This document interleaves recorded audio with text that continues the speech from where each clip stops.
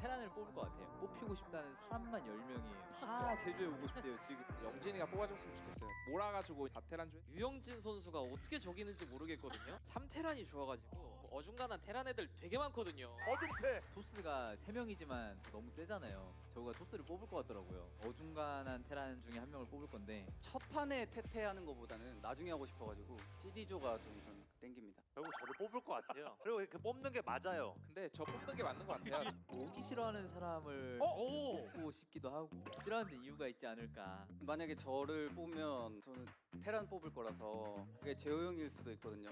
재호 형은 제가 2번 떨어뜨려봐서. 와도 상관없다. 유영진 선수도 여기 옆에 앉아야 될 정도로 어중간한 사람. 어중패 경고. 오기 싫어하는 황병영. 병영이가 요새 태태전을 좀 약간 깨달은 느낌이 있어서 저도 같이 좀 연습하면서 잘해지려고. 같이 노력하면서 이 죽음의 조. 꿀조예요 저희 조는. 네, 저희 조는 들어오면 꿀조 될 거예요. 좋죠, 기분은 좋죠. 아 기분은 좋아요. 저는 윤철이 형을 형이 데리고 가줬으면 좋겠어가지고 형이 제일 껄끄럽거든요. 어중간한 사람 한 명 있어가지고 마음에 안 드네요. 그리고 이쪽으로 좀 가고 싶어하는 선수들이 이 친구가 저기 이상한 말을 해요. 재호 형을 뽑는다고. 한번 들고 일어나야 돼요. 이게 처음엔 어려운데 하면 할 수 있어요. 널 뽑으라고? 오. 마이크 내려 그냥. 저 뽑으세요.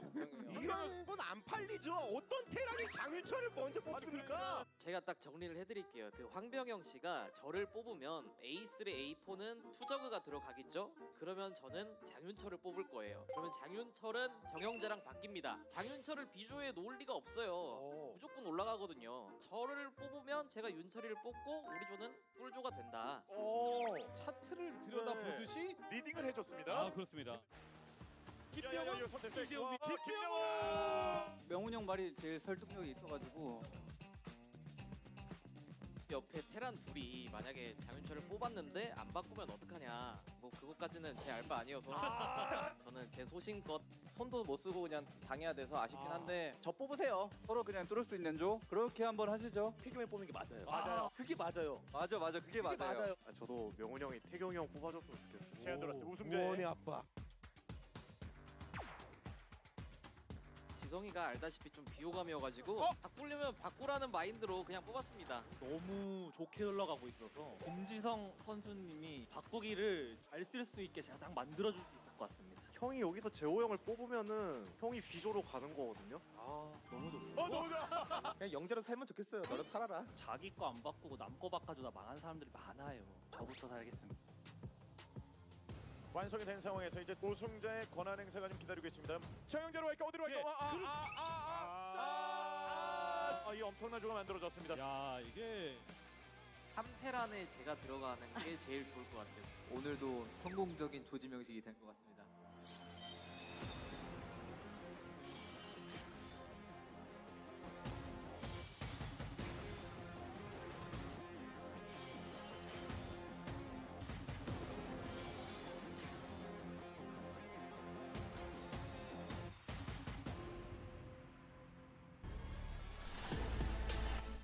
Good morning, everybody. I am Nyoken. Yesterday we had Group A, which was a Zerg Fiesta and just one Terran. And today it's the reverse. We've got 3 Terrans and a single Zerg Hope in Queen. Joining me, of course, is our Zerg expert. It's Eonzerg. What's up, man? What's up, Nyoken? What's up, everyone? I hope you are ready for the National Day of Terran. Yeah, there's going to be a lot of Terran games. And you know, that's actually the first time I actually saw the selection ceremony. I didn't realize that Snow was originally in the group. That would have been devastating, I think, for those Terran players because he's super deadly. And JYJ and Barracks seemed very happy that they ended up in an all-Terran group based on what I was hearing in the interviews. Yeah, you know, like, Zero is like the only Serbian player in this group. And probably he's happy as well that everyone is Terran. Only need to practice one matchup. It's true that they are like insane Terran players, but still. And I don't think he's like too worried about this. Yeah, you would think that Queen has the advantage here because he only had to practice that one matchup. But yesterday, you know, Royal only had to practice one matchup, and he not only lost, he got crushed. So, you know, this season so far has had a lot of upsets, and I'm wondering if the trend could continue with Queen here in Group B. I mean, all these Terran players are very good, so it's going to be tough. By the way, Nyoken, there are two championships, two ASL championships in this group. Do you know from who? It's both Queen, man. It's gotta be. Yeah. Yeah. You know, like, but this is going to be such an interesting group because if, for example, Queen lose, and then imagine Barracks JYJ, like in my head, this is like the less likely result, but Barracks against JYJ advancing, that could be huge. Yeah, you know, JYJ's had good results the past few seasons. I think he's gotten to the round of 8 multiple times. He's kind of, to me, someone like Action, who's very good, and he's got the ability to make it farther, and he's done very well in the past few seasons. But it's going to be tough to get past that because there's so many good players. But I agree the favorites here are going to be Rush and Queen. If Barracks was to make it out, I think this is the group that he's got to do it in. I think versus Protoss, he dodged a bullet with Snow not being in the group. And his TVT is good. He took down Sharp in the round of 24, who's really damn good at TVT. So if he can take down Sharp, there is a world I could see Barracks making out of this group also. Yeah. Barracks is like this new guy in the scene that is like showing a lot of potential. There is a lot of potential on him, but it will all be up how he actually delivers, because there is potential. It's not the same that having the potential then doing what you are supposed to do, then just like, you know, like getting nervous and doing whatever build you didn't even practice for, go for the all-in and fail. Yeah, that's true. I know that Barracks has been getting coached by Light. There's a coaching video, I think, on Light's YouTube. Maybe it's also on Barracks' YouTube. And if you're getting coached by the best Terran player in the world right now, you know that this guy's improved immensely over the past few months. And obviously, he's gotten a lot of insights into, I'm sure, the TVT matchup. So he should be an expert in this group. But it's so hard to take down players like Rush or JYJ. They're always so solid. But like I said, Barracks did well in the round of 24. So I could see it happening. But what about maps today? You think we might actually get a 7-6 game, Eonzerg? I don't know. We're hoping, right? Because you know the reason I don't know is because I imagine these guys want to play these games, if they can, of course, in the maps that they have the best mechanics for it. You know, like we don't really risk like going in a map that I don't even practice a match. No one, like we are playing it in Pro League, but it's like one game, you know. I don't know. It's true that the play style when it comes to mass dropships and all of that, it doesn't change too much. But like Terran is like super positional. 7-6 is not really the map that is super positional. It's a map that you are fighting everywhere. Yeah, and like you said, with the drops, you know, that's not really a common opener in TVT. So I agree that most likely we're probably not going to see 7-6, but if somebody was to pick it, I think it would be this guy right here. Because when I see him play TVT, out of all the other Terrans, he's the most likely to play something like Tank Goliath, and I could see him playing 2-Fact Goliath, Starport Drop, something along those lines, whereas the other two Terran players, 100%, they are Vulture, man, and that just is not the style that you can play on 7-6. I don't even think you can get a Vulture down that ramp on 7-6. So unfortunately, I do not think we're going to see that, but we still could see some of the new maps like Dark Origin. We could get some Nemesis games. Nemesis would be fantastic. I think that's a interesting map for Terran with the hidden bases. Now you actually changed my mind, Nyoken, because totally forgot that JYJ was in the group, and I think with JYJ, I think the same way that probably Bishop likes to approach the game, and Bishop actually picked 76 to the mix. He actually beat Shuttle in the map. Yeah. So I mean, JYJ is a guy that likes to experiment. Yeah, I totally forgot about that. Is that JYJ is not the classic Terran. He likes to he really likes to try different things. So I mean, it's possible that he actually don't balance 76. Yeah, it could happen.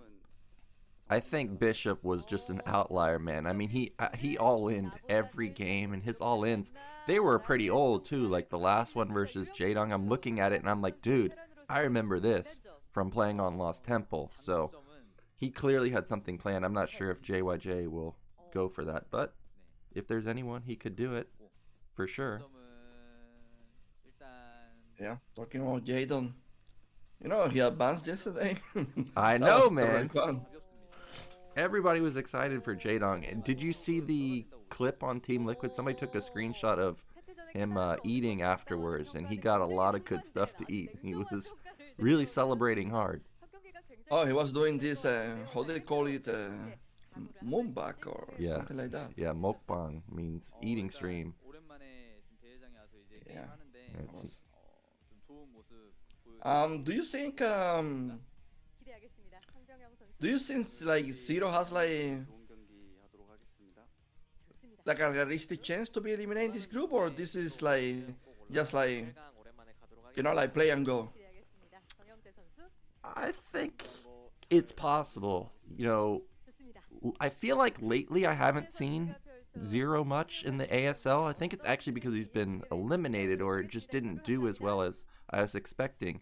I remember it started when Mini beat him a few seasons back with that really cool cybernetics instead of the Forge opener. I think there is a decent shot that Queen could be upset here, but I'm sure he's trying to make sure that doesn't happen again. So I think it's still going to be tough. I would still favorite Russian Queen, but if I was to go with, okay, if somebody's going to get eliminated out of those two, I would fall back on JYJ. I think he's a little bit better than Barracks.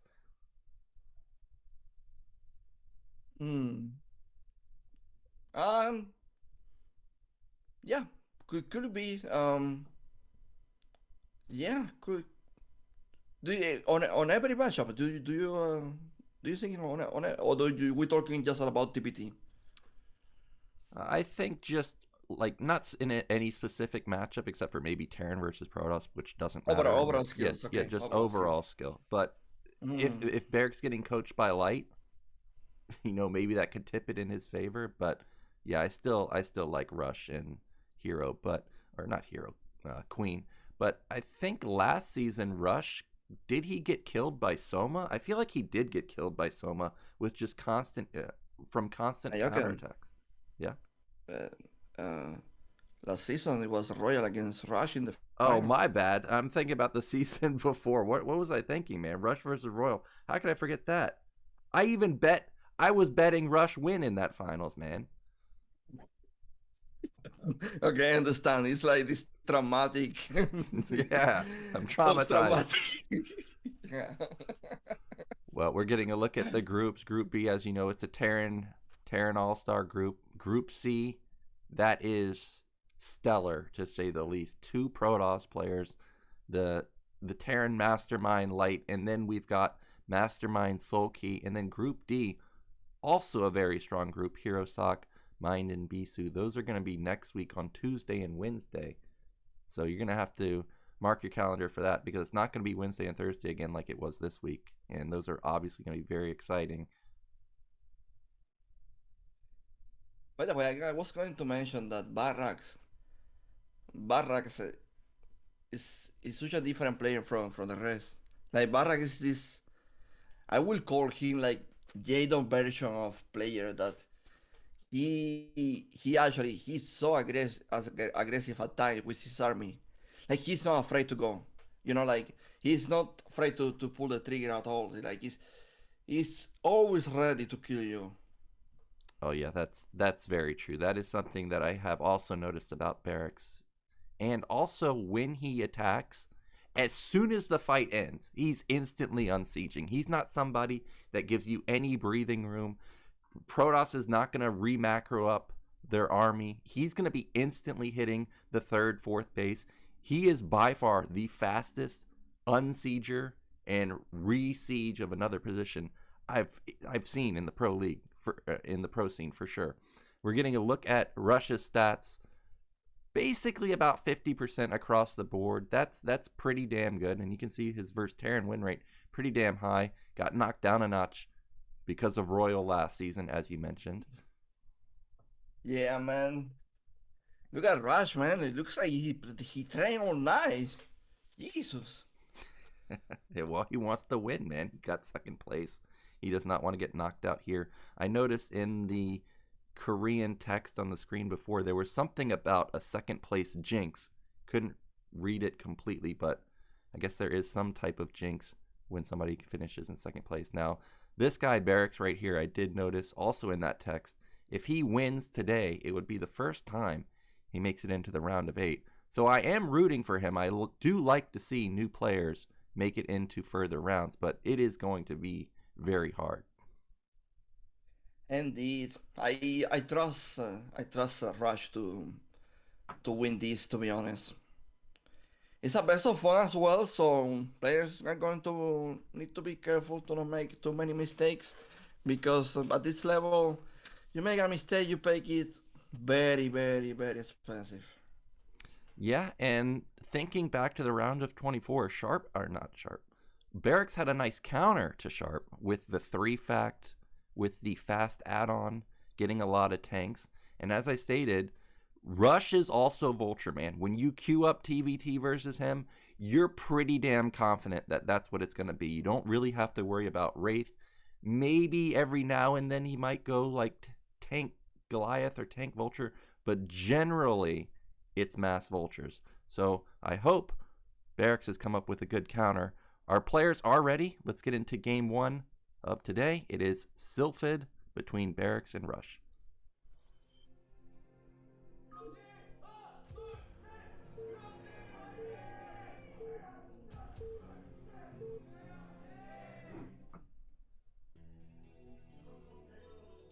And in the bottom left, our 2nd place finisher from last season, it is Rush. And in the top middle, looking to make it into the round of 8 for the first time, it is Barracks. Okay.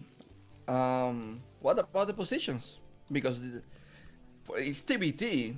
Remember, it's TBT. So positions actually matters a lot in Terran versus Terran.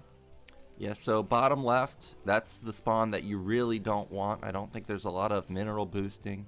And, you know, at pro level, mineral boosting, very important. Top is by far the best. I think you can actually speed up like your factory timing of upwards of 5 seconds. And if Barracks was to also combo that with something like an 11 gas, we could see an absurdly fast factory. So if I was him, I would probably go for that 11 gas and see if I can make some magic happen with some early vultures. Match history at bottom right says that Rush is winning overall 3-1, and he was, I couldn't see the exact bottom stat, but results says last season 2nd place, then round of 8, and then 2nd place again for Rush. Meanwhile, Barracks generally hovering around between the round of 24 and round of 16. Now both players are quite aggressive, but not going to be 8-raxing, at least not in TVT. You don't see that often. We've got the standard rax follow-up. It's also not at the natural. This doesn't necessarily mean that it's not gasless, but it could be. We'll see, though. We do have actually fast gas for Rush, whereas Barracks has not started his gas just yet, but instead going for a pretty quick scout. Yeah. I think it's looking like expansion for Barracks. Yeah, this is going to be gasless from him, and Rush is just playing a normal 12 gas. This is, I think, the more common build.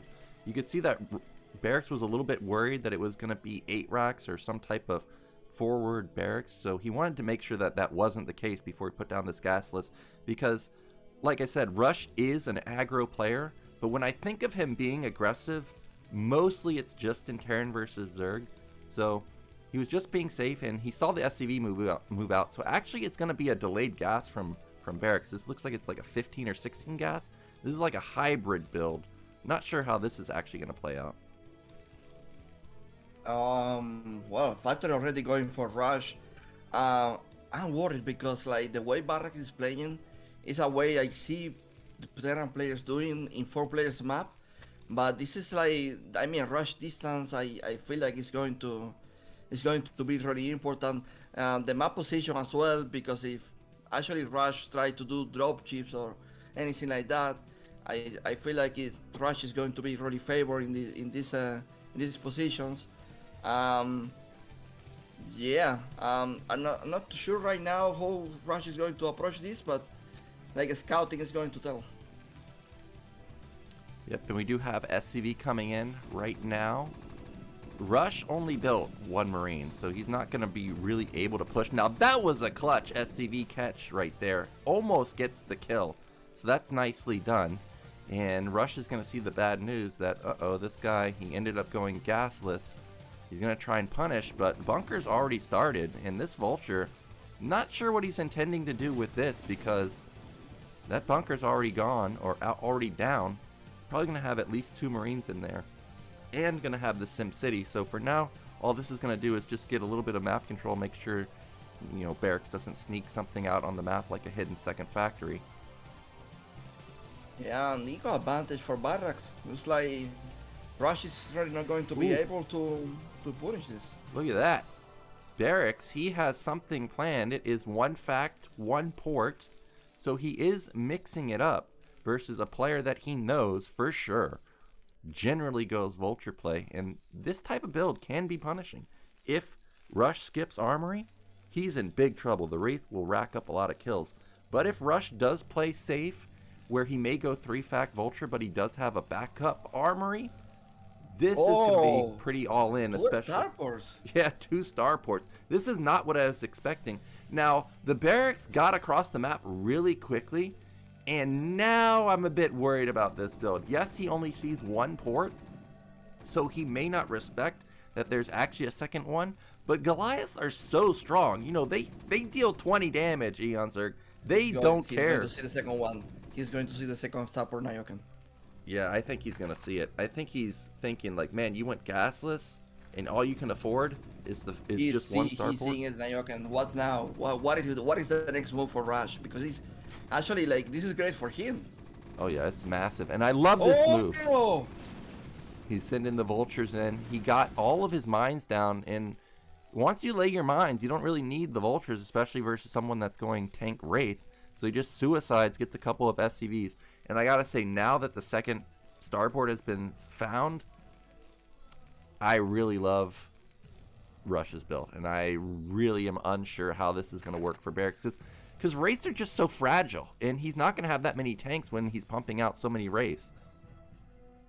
Indeed, man. I feel like to make Grace really work, it need to be, one is the factor surprise, and second, a bit of luck that Terran is not prepared for it at all. Like no armory. Yeah, this is actually one of the few games that I've ever seen Rush not go three fact. Like, this is so rare that it's just unfortunate for Barracks that the build orders turned out like this, because now he's in real trouble. Also, Rush already has an academy done, so Comsat's going to be on the way in just a second. At least he's got into the sweet spot at the natural, where he can get maybe a couple of SCV kills. But you can see these 2 Goliaths have already pushed this back, and I think Rush only lost 1 SCV. Rush must be so happy as well with the map control right now. Like, look everything he's covering with mines. Like, yeah, I probably like, I think he knows that his position right now is great. Yeah, and he's also pumping out some tanks also. So tanks plus Goliaths plus a low tank count for the opponent. That means you can move across the map pretty freely, set up a massive contain, and not be too worried about it. Also, he's got a couple of vultures in the shadows on the right side. So if the tanks ever get a little bit too far forward, we could see a counterattack into that natural again. Nyoken, how many Greys, like, now that the Greys are being scouted, like, everything is, he knows, Rush knows about the build. How many Greys do you keep making? I think you gotta at least build 7 and then try and one-shot SCVs. Or what is it, 7? I think it's actually 8 maybe. And try and one-shot SCVs, because you're not gonna win the battle versus the Goliaths, and so you need to catch up somehow. But there's already 4 Goliaths out, and I mean, what can he do with these? Like, Cloak is also an expensive investment. Wow. Look at that. Rush is spending already, man. Yeah. What can Barracks really do to him? He can't really do anything. So I love the expansion. Third base, really quick. He's fighting damage. Well, No. he's running into the main and getting pushed back by just a single Goliath. And he's in trouble. This is very expensive from Barracks to go into 5 factory follow-up. Oh no. Oh no. There we go. Oh wait, he's fighting damage? Yeah, that time he's actually going to get a couple of kills, but the wraiths are so damaged now that now he's got to back off. Also, he doesn't have energy. And Barracks' tank count, pretty decent. He's at 5, and it doesn't seem like he's skimping out on tanks. So he's going to try and position in the center and try and allow him to expand to mid-right. Uh-oh. Look at Rush. Look at Rush. He knows that his opening is out. Run by to the natural, killing more workers. Yep, this is so annoying, and that's exactly what you want to do with these vultures, because vultures really not great versus tanks. So you might as well just use them, especially since they don't have any more mines left to put down. Now, you got to remember, it is still double starport, so there is an option for Barracks to go into another add-on and start pumping out some drops. But again, that's going to be quite expensive, so I'm not sure we'll see that just yet.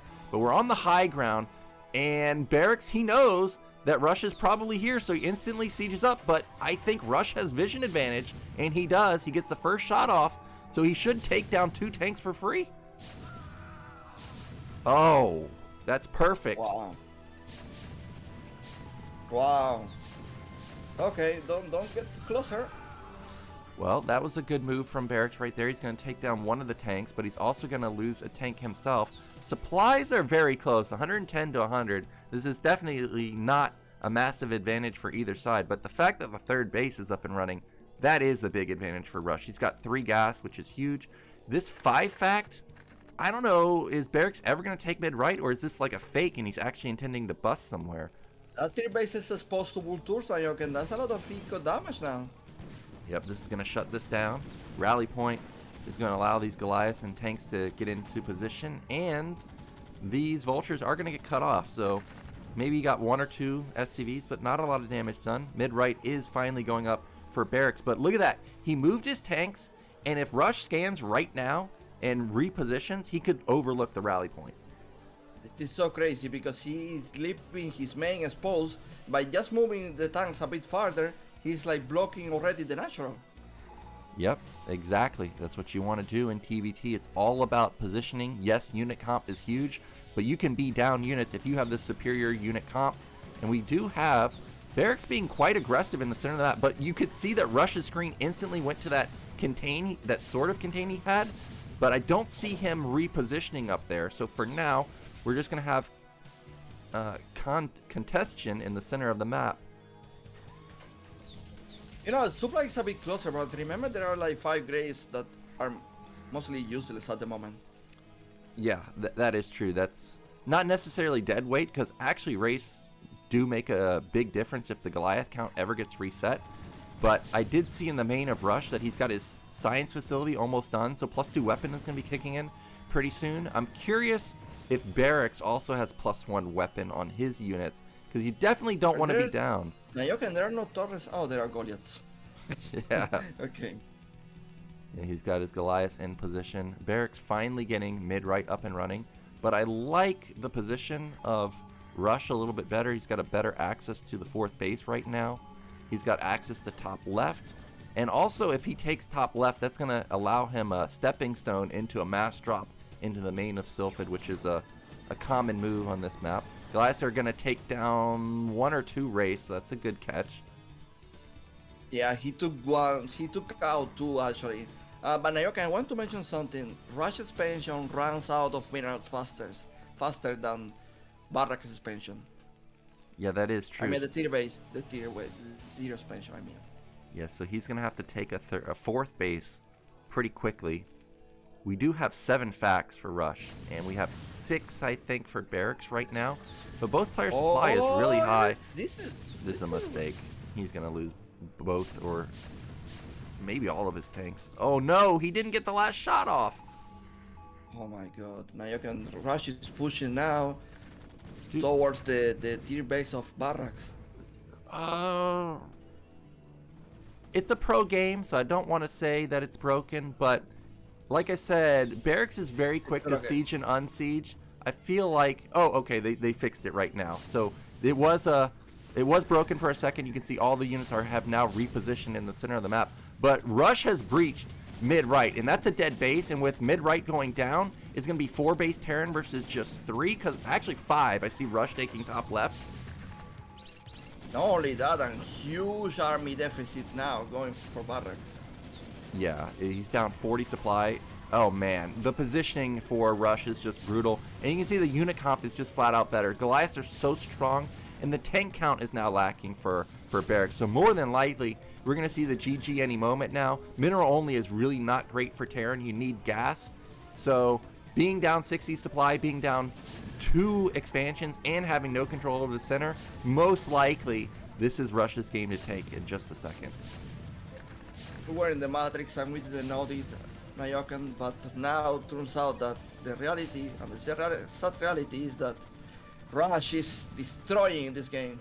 Yeah, and now he's got a vessel too. So D-Matrix, he's just going to bulldoze through the center. +2 weapon is actually going to probably kick in the next 30 seconds or so. There's the D-Matrix. That means these tanks are not long for this world. Vultures just remain. And Barracks, he realizes his fate. There's the GG. And Rush, he is going to take game 1. Man, they call Rush for a reason. 40 minutes TBT. Props to this guy. Yeah.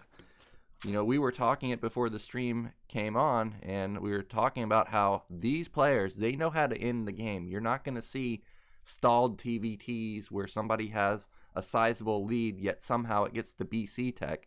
They know how to end it, and that's exactly how you do it. An overwhelming tank count comboed with D-Matrix.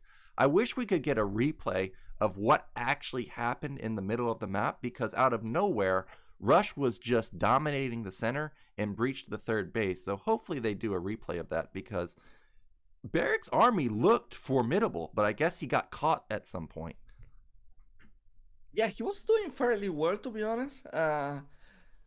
Fighting what I would call like army advantage for Rush, and also eco advantage.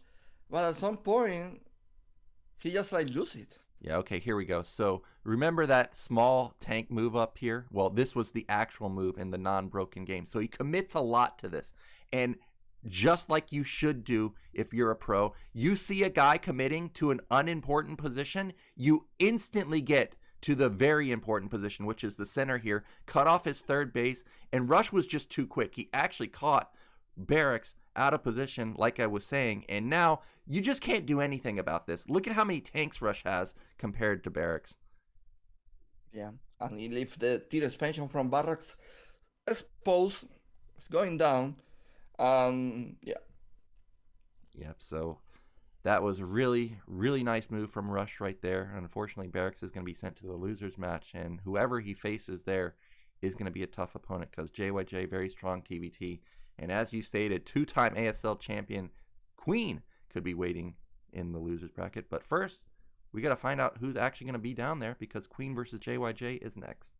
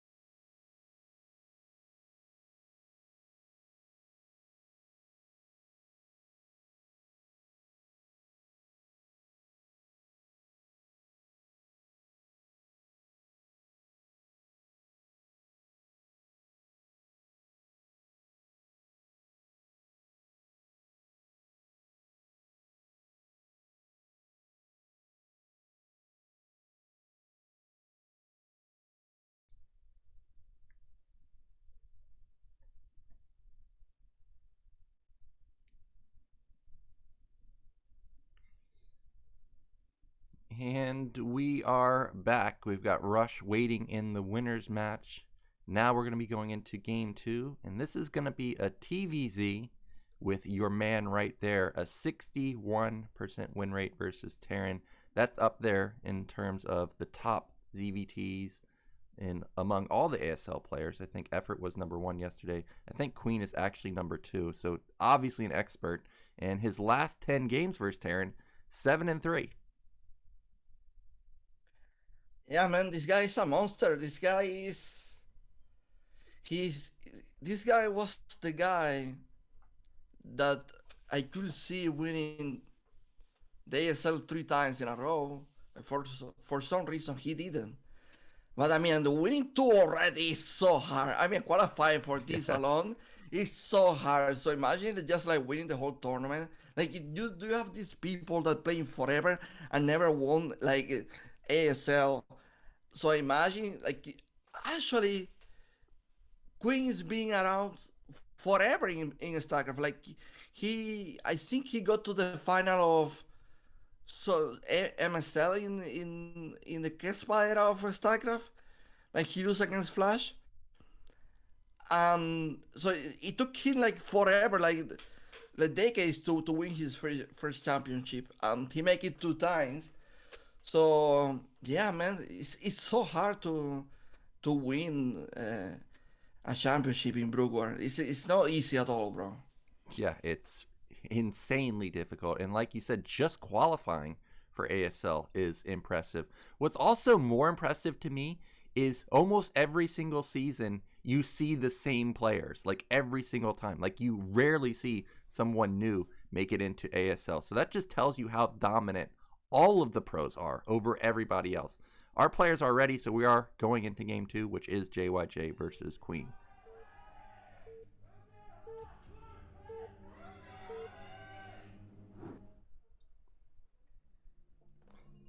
And in the mid left, our 2-time ASL champ looking for a third. It is Queen. And in the top middle, it is JYJ. And as I've stated, JYJ, when I think of him in ASL, very strong in Terran versus Protoss. Almost every time I watch him, it seems like he wins. But in the stats that we saw before the game, actually his best matchup is Terran versus Zerg. It was 11-9, which means he has a 55% win rate. So this should be a good game. Now, JYJ, as I stated in TVT, he plays more safely, like Tank Goliath. Like, you're not going to catch him with race almost ever. So I don't think of JYJ as somebody that's going to 8 racks and, you know, try and end the game in the first 5 minutes.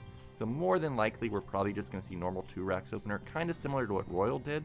But I wonder if we'll see, you know, the Valkyries or we'll see Vessels. I mean, I was going with that. Like, that was like JYJ. We're probably going to see something crazy. Like, oh yeah, maybe Valkyrie opening. You know, 3 Grace cloak opening. Something like that. I was expecting from him.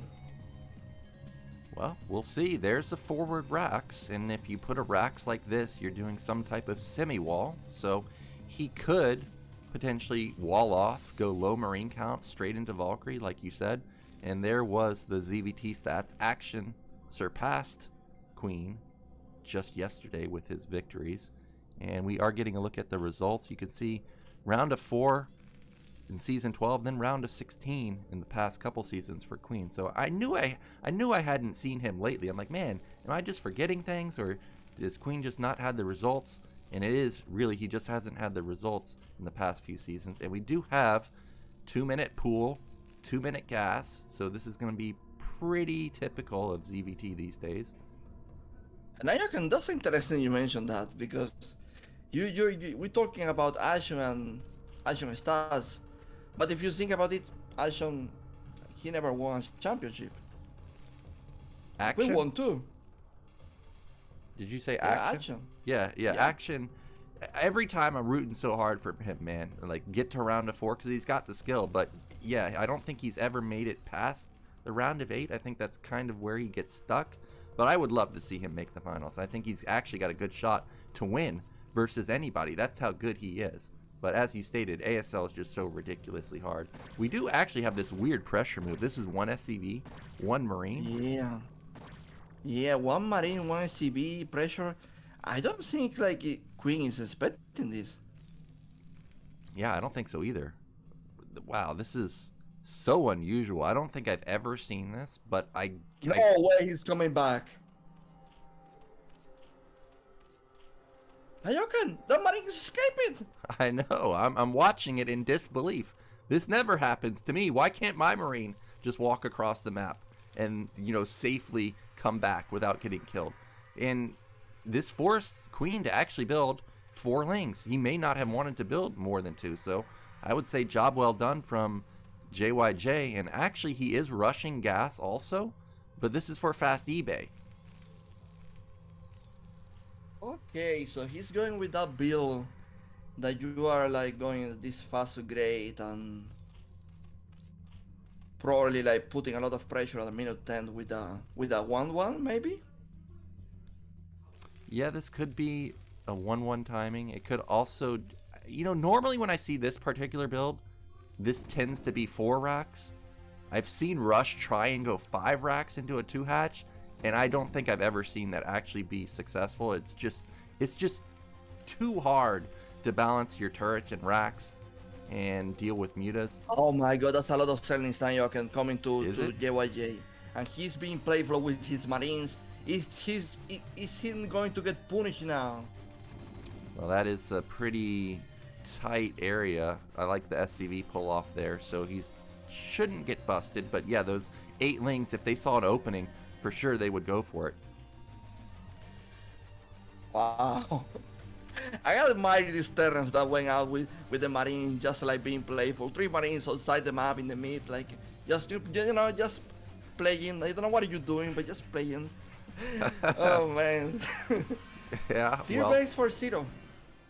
I'm sure Queen would enjoy JYJ coming out to play with just 3 Marines as he sits there waiting with 8 Zerglings. And there is the 4 barracks as I was anticipating. 3rd hatch going down at another base for Queen right now. So unlike yesterday where we saw the Zerg players being very low econ, not taking a 3rd base for, I don't even know if they ever took a 3rd base. This time around, we are actually getting a normal opener from Zerg. By the way, Nyoken, super important that timing now coming for JYJ because 0 is going to be on 6 mutas. He can abuse the cliff close to the natural, that high ground, and because he opened this build, he's going to be lacking Marines in the first minutes. So like he needs to be really careful about not losing too many Marines now. Yeah, he does need to be careful. His barracks are just now completed. So this is simply the only moment where he's vulnerable, where his Marine count is low. You can see the lings are poking in, trying to draw stims out or draw units out of position, but JYJ too good for that. Now I did notice that the turret at the top side I think is a little late. Yeah, so he may be able to get a couple of SCVs here. Minus 1 SCV in Nyoken, but look at JYJ move. His move is to go out. Yeah, he's just instantly counterattacking, even stemmed. So I like this move. It forces the mutas to retreat, and he's also in the darkness, but he smartly comes back to intercept this ling counterattack, and that means that these lings are really not going to do much damage. Wow, they got 1 kill, so that was really well done. This boxer son? What was that micro? I know, man. Pretty sick. Now the muta count is at 7 now. He will one-shot SCV, so JYJ does need to be careful. I did notice that he just now got his comp stats, so his econ is really stellar. Like, he didn't cut SCVs at all for faster scans, and I did hear a scan go off. Okay, it's at the natural, so he still doesn't know where the 3rd base is just yet. Oh, Queen, to my surprise, is still not doing too much damage with his mutas. Yeah, he's definitely got to get some Marine kills at this point if he's not going to harass the SCV line anymore. He needs to whittle down this bio ball. If another group of Marine medic gets clumped together, he's going to be in real trouble. There's a huge difference between 15 Marine medic and, you know, 25 Marine medic. So it is imperative he gets some pickoffs. Yeah, Terran is trying not going to commit. He's going to stay like this and just trying to to group 2 forces. When he does that, then he can start to pressure. Yeah, exactly. And now he's moved out of the darkness. I always love when Terrans move like this to make sure that Zerg doesn't know where he actually is. But he got 2 groups together, and I don't see any Sunkens at that third base. Luckily, he has kept the majority of his mutas alive. He still has 11, so he's still going to be menacing in the middle of the map. Remember, there is a +1 attack for Terran as well. That does so much damage to the mutas. It's like you focus fire, you're killing 1 muta. Look at this move. I think that's a light move where he's sneaking off like 5 to 6 Marines. Nyoken Zero is losing a lot of mutas, man. Yeah, he's still got 11 though. He's got, even after losing that, he's still got 11. So I still think he's fine. But the bio ball is still quite large. Oh, he's branching. Yeah, JYJ not confident enough to take the move and put pressure in the natural. Yep. But I mean, one more group of this, I don't know if Zero can hold. Yeah, he's still got good control here with these mutas, picking off Marines left and right. There are 5 medics in here, but he stemmed so many times, he may actually be out of energy pretty soon. We did have the Queen's Nest done, so Hive is on the way, and Hydrogen also done. So Lurkers should be out in just a second if they're not out by now. I don't see Lurkers. He's making more Sunkens, but oh! Yeah, a good interception there. But yeah, that's 6 medics in total. I know, that is a lot of healing power. The muta count just keeps getting higher and higher. He's just not, damn, it's just so much Marine medic. I just see it constantly moving across the map. This guy's relentless. Yeah, it's getting closer and closer. And there are no lurkers, the vessels or Valkyries also coming. I didn't see the armor. Did you see the armory? Yeah, I didn't see the armory and I didn't see the science facility critically. So is this a drop? What is this? Oh, but we got a bust onto 3 Sunkens, 9 mutas. All the mutas are kind of damaged, so he may be able to get in here. The Marines, they need to stem though. Okay, there he goes. Okay, he has done it. He's breaking. He breaks the Sunkens, but the Lurkers literally at the very last second come up in time, and they are gonna keep these Marines back. 3 Lurkers, Nyoken. Can you actually like split well your army and take out this? If he breaks this when there's also mutas there, then I'm a believer that this is the son of Boxer. This would be such suicide, but he's gonna go for it. I can't believe it. He does have +1 armor. Nyoken, I think he overextended. Yeah, I was looking at it, I'm like, dude, that's 3 Lurkers and mutas, man. Like, those are 2 of the most powerful units Zerg has. It was a good attempt. You know, I thought for a second maybe the +1 armor could be the difference maker, but yeah, definitely an overstep. And now that relinquishes a lot of the map control JYJ had. Oh my god. This game, he was so close to break that natural, and I mean doing so much damage that could be like his advance to the winner match, and now we're talking that he's maybe losing to a counter attack with lurkers and mutas. Yeah, this is still a lot of mutas. 4 Lurkers also, and a lot of times Terran players just flat out don't get tanks. So this may never get busted. Now this drop is cute. He's gonna drop into the main, but unfortunately, I think it was almost pure Marines, and it's obviously only 1 dropship. So this gets instantly mowed down. Another misstep there, but it was a good idea. Yeah. But it didn't work, Nyoken. He loses that dropship. Yep, here we Could go. be a vessel. This, okay, now that would have been a good trade for Terran. He would have taken down 4 Lurkers, probably for minimal losses, but the first few vessels are out. And we do have a really fast third base for JYJ, but losing all those Marines, it's going to be tough for him to hold that. I was going to mention that. I'm surprised he spent it so fast. I mean, I think he can do it because, like, Whoa. Well, never mind. They're like, look at the fire in your natural. Yeah. I think, wow. Is JYJ dead? Because I'm looking at, he's expanding to mid-right also, right? Like he just spent 800 minerals on command centers. What's going on? I don't know. I think Queen's getting caught out of position, like with a flank, and he got a bit flustered there, so he loses a couple lurkers and mutas for free. Man, he loses so much in just like a second. Like he was on 7 lurkers with the fighter, and mutas, and now like he. Okay. I mean, good for JYJ, I guess, but wow. Yeah, that was really good. Interesting. Really good positioning from JYJ. He definitely caught Queen off guard with that move.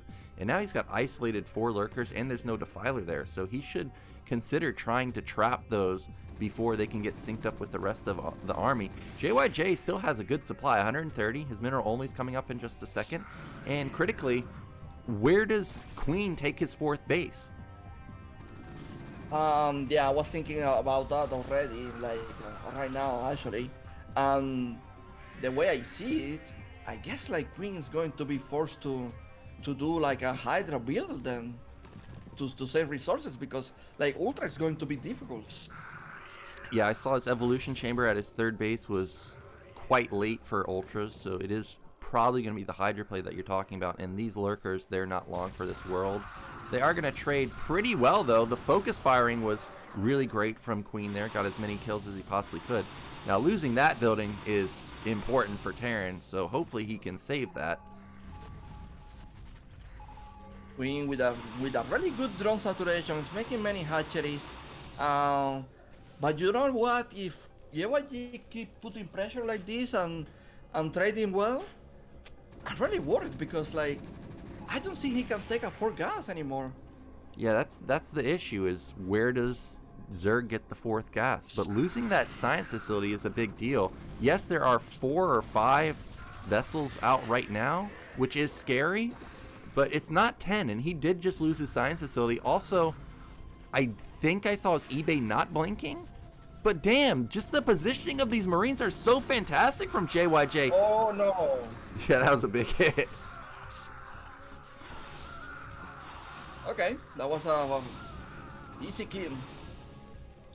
Yeah, he trades his army, but he gets, what, a couple mutas, maybe 1 or 2 lurkers. Now, this could be the moment that Queen was looking for. He gets 3 vessels. And what's this time to happen, man? He didn't repair the vessels. Oh no, I'm looking at the comp of JYJ. It's Marine Medic Man versus what we now are seeing to be Hydra Lurker Defiler. And this is just so hard to stop. The factory also just now got its add-on, so it's not like there's 10 tanks that JYJ has built up or something. He doesn't even have a single one yet. So this drop needs to do a lot of damage to keep Zerg from scaling out of control. Yeah, double drop. That is always dangerous, Nyoken, to be honest. Yep. I remember Rhett talking to me. He's like, you know how to beat Zerg? Just build 2 dropships. Build 4 dropships. And here we go. Oh, they are in the main, Nyoken. There are not enough units to defend everywhere. Yep, JYJ. Look at this. He's moving his position in the center of the map towards that 4th base.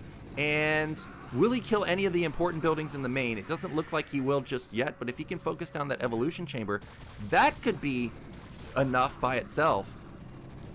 I mean, Zero can say goodbye to the tier base, to the 4 base.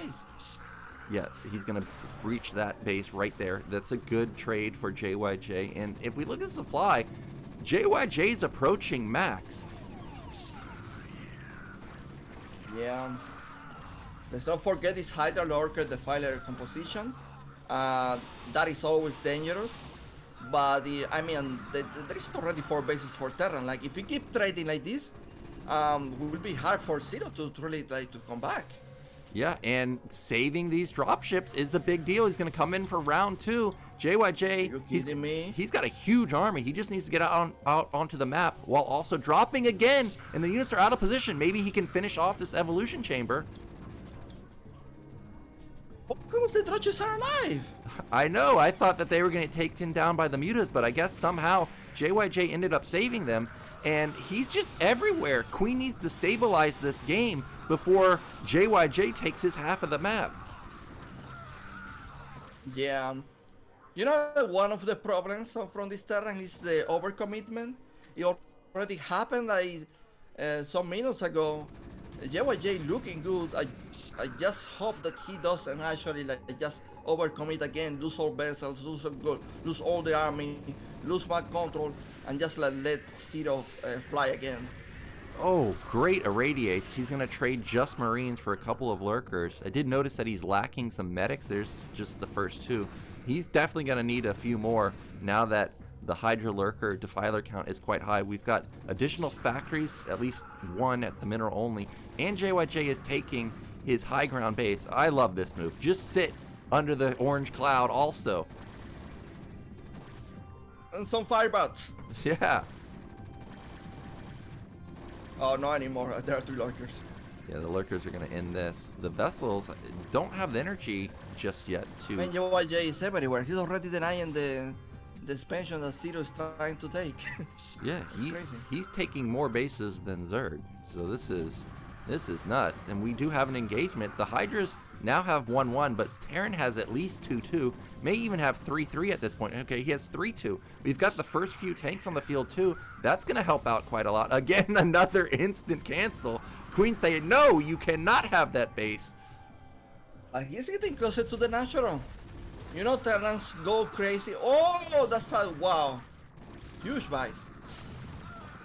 He's got to take down that Lurker if he wants to stop this push. And there's the irradiate. So this push will be stopped since there's only Hydras left over. This is still annoying. I mean, Nyoken, you know Terrans panic when they see 3 swarms in the natural. Oh, I know. I know. But look at JYJ. Instead of engaging the army, you know, from the bottom side, he tries to cut off reinforcements again. But this time around, Queen will be able to sync up some more army, and he desperately needs to get rid of these Lurkers. Otherwise, Zerg's just going to keep busting this natural. Oh, there's a Defiler. Oh my god. I mean, Lurkers are getting closer to the natural now. Okay, we know Terrans panic when they see 2 or 3 swarms in the natural. Yeah, oh my god, that is so many Marines. That are SCVs, I mean. And like you said, another Dark Swarm at the natural. JYJ, he is for sure panicking, and it alleviates so much pressure on the map. JYJ can't move away from his natural, because if he does, he could just get killed. Something good going for JYJ right now is that there is a lot of army in the map. Like, it's still not so easy for Zero to keep advancing more army. Yeah, well, here comes another reinforcing attack from Zero. He's going to pick off all of the vessels, and that is massive. I don't know. Okay, there's the science facility. He did rebuild it. But these Lurkers, how many kills do they have? Like 40 probably in total. Yeah, but now he's going to be able to clean it. There's a siege tank. Probably going to transfer those workers because he's losing a lot of eco. Yeah, yeah, go. I was going to say, JYJ critically killed top left, and Zerg's main and natural should be mining out pretty soon, but the Hydra Lurker count, look at the supplies now. We were like max versus 100 a minute ago. It's now 120 to 90. So Zero has really clawed back into this game. The vessel count has also been whittled down to just 2. The tank count is also at something like 2. And Hydras obviously will just kill everything that's plagued. Yeah, if you ask me, JYJ being a blender for the last 3 minutes. He's losing units everywhere. But I mean, the game is stabilizing. He's still ahead on eco. Like, you know, like Zero is like almost getting mined out. Yeah, Queen desperately needs this high ground base. Like, he's just not going to be as menacing once those main and natural bases run out. He desperately needs to get another one, and he's trying, but that mid base has been canceled like 3 or 4 times now. Yeah, I mean, JYJ, he survived all that rampage from Zero, and now taking one more base. Incredible. Finally, he stabilized with this base. He's trying to make the whole game. I mean, it looks like he's controlling now the map. Yeah, I think both players are trying to catch their breath at this point, try and stabilize their bases. JYJ finally gets that high ground base for himself. He had to build the command center in the main for it to actually complete, but we're going to have another engagement in the center. But with Firebats mixed in, this is way different than playing versus pure Marine. Like, the Lurkers and the Hydras actually have to be careful. They can't just sit under Dark Swarm for fear of actually getting killed by fire bats. Another great plague hits every single vessel. Yeah, he really need to repair these vessels, man, because the hydras are going to one-shot it so easy. Oh man, that's a dangerous position. Goodbye, one vessel. He does manage to save the rest. He was playing with fire right there, but JYJ has catapulted his lead to 150, still 90 for a queen. Again, another attempted attack at top middle will be denied for now, but there's no lurkers. Wow, nice.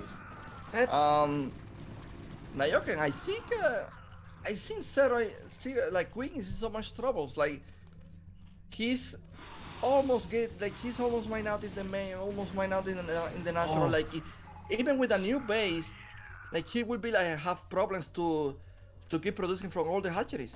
Yeah, and every single time we see an engagement, JYJ is so diligent with actually killing the Defiler. Oh my gosh, he just taps out. He realizes that he's going to run out of money, and JYJ, with one of the best Terran versus Zergs I've ever seen, he was just everywhere.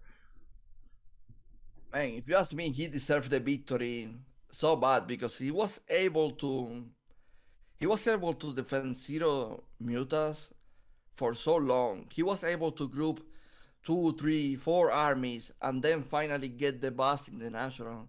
And just because of the overcommitment, I was like, wait, actually now Zero has like a realistic chance to really come back from that bad situation.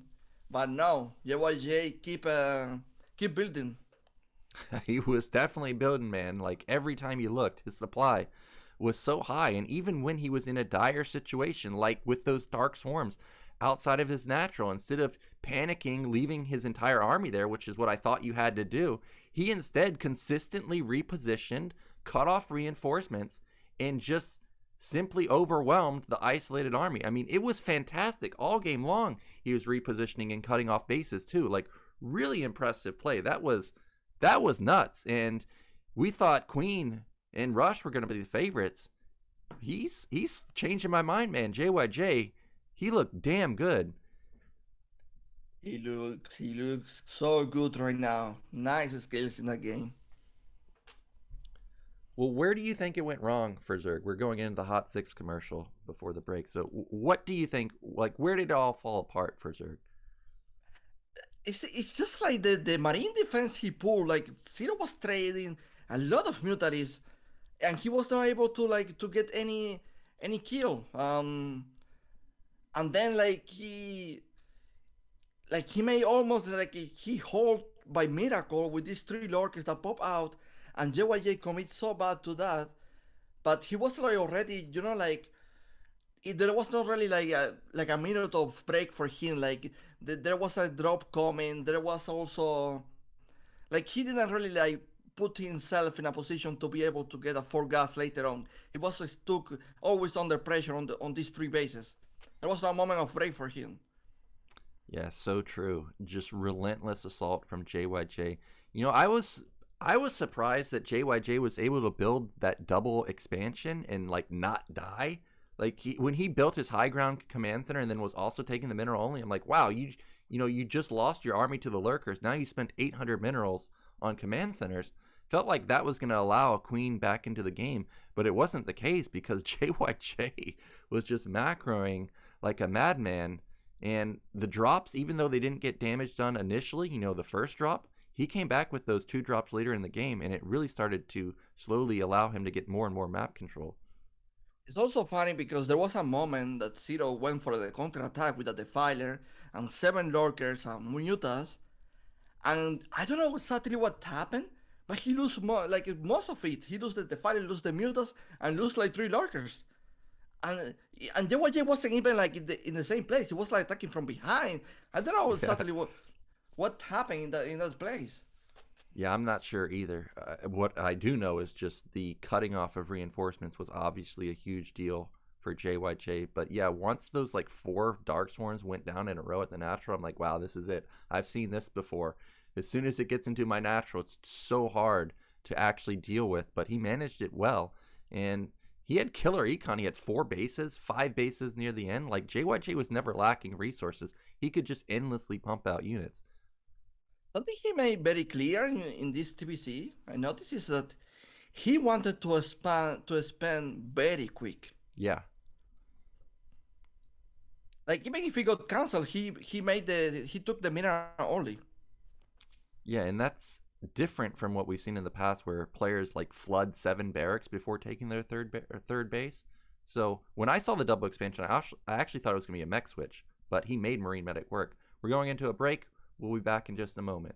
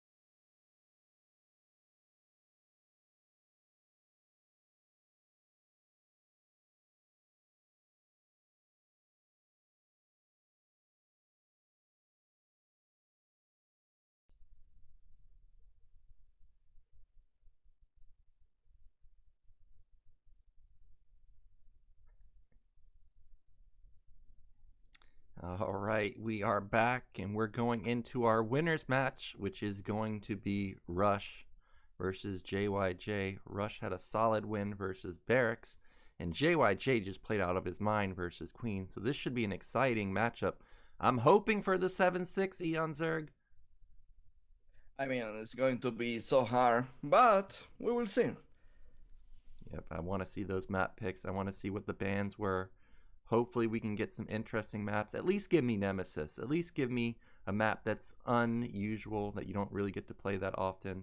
You know, I'm sure a lot of ladder players have that map vetoed, but I want to see what the pros have to offer on a weird map like that. Nyoken, who's your guy for this best of 3?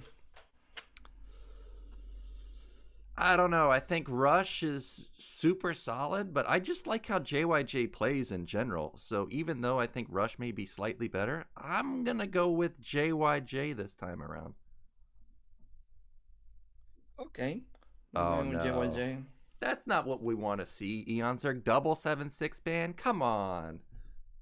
How can you even like make that happen? Man, I was hoping someone would try and let it go through, but instead, we do have Dark Origin, so a new map, so that's great. Nemesis. Nyoken, how can we like ban the same map?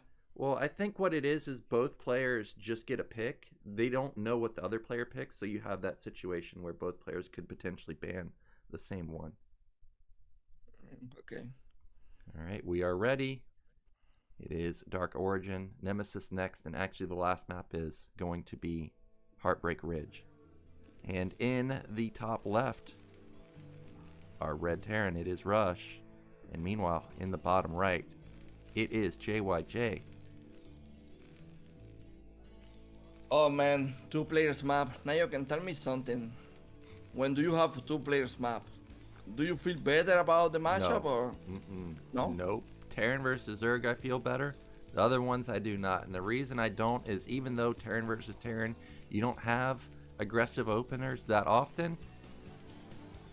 Sometimes people will pull out the 8 racks. Sometimes they'll pull out the 6 racks. And there's so many positions that you can actually proxy it. It does make it dangerous. So maps like Butter, Eclipse, Dark Origin in this case.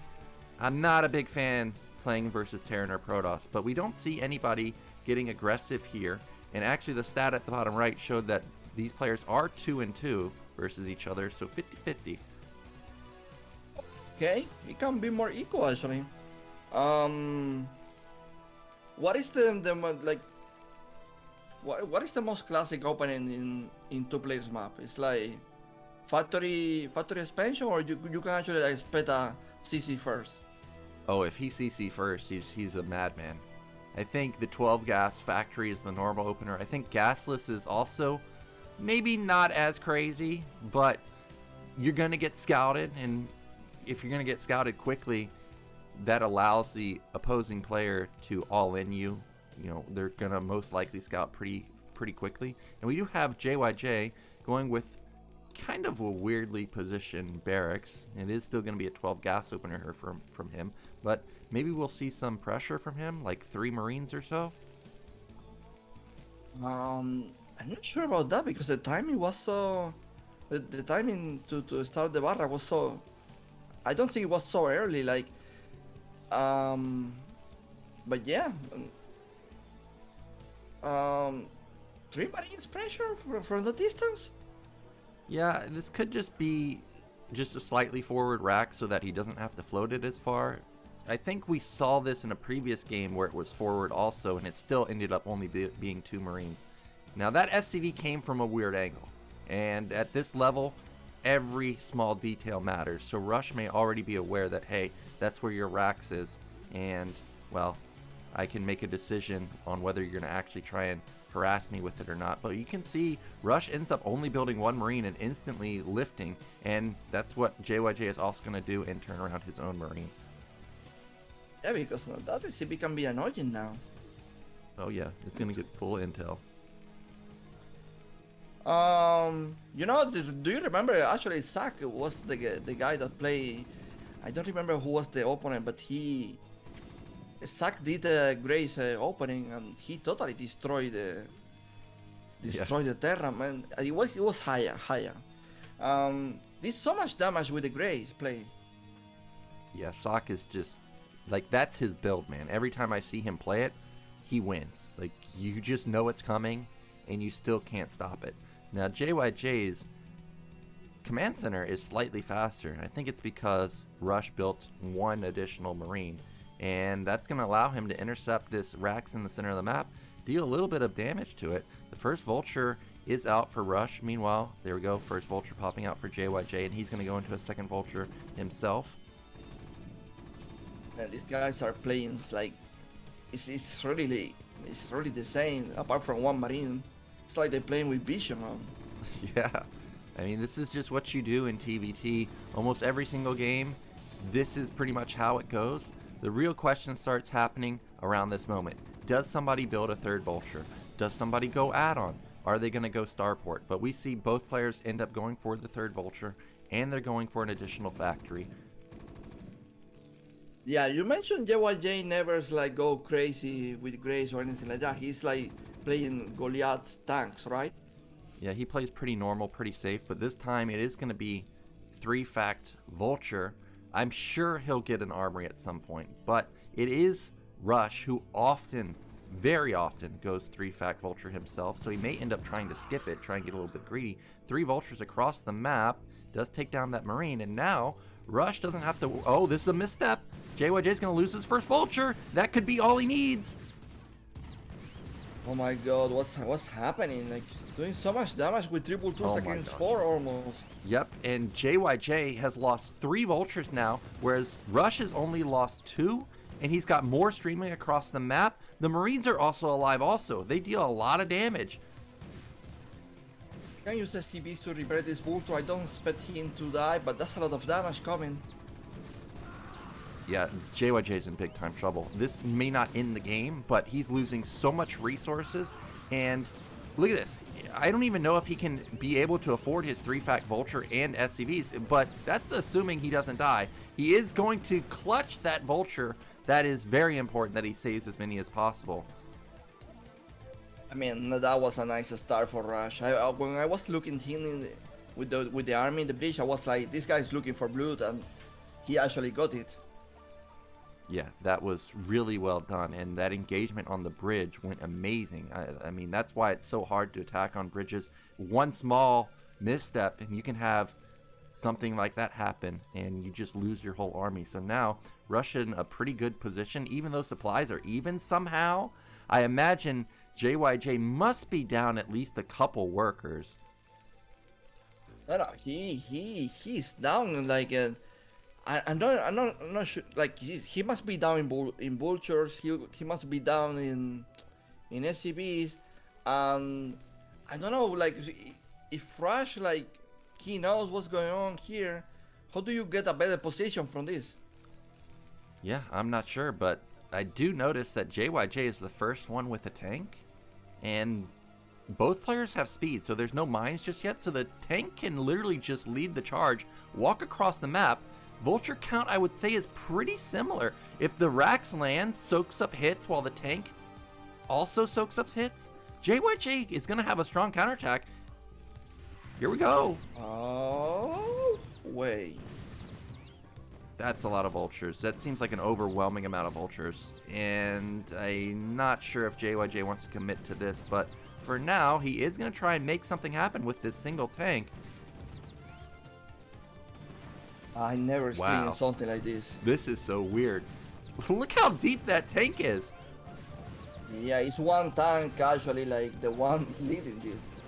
Oh, now the Rax dies, and that tank is probably going to die to the other tank in the back. But look at how effective those Vultures are trading. Oh, the tank's bugging out.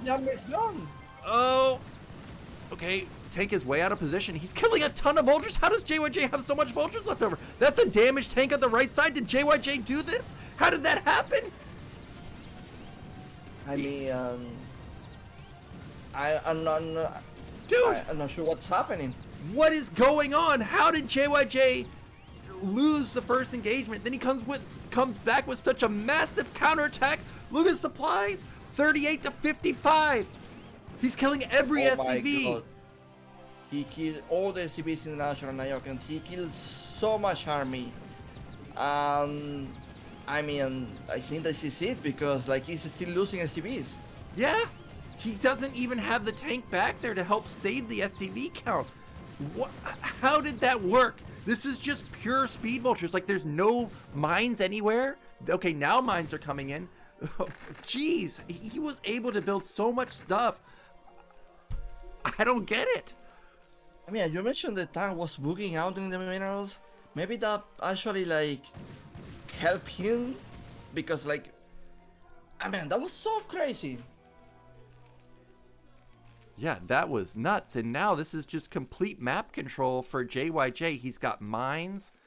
Rush luckily has an academy, so he can start securing his side of the map. But he also has also JYJ has a starport. He's building a command center. He's gonna take down the barracks for Rush. Well, at least he can make more factories because I feel like that was like the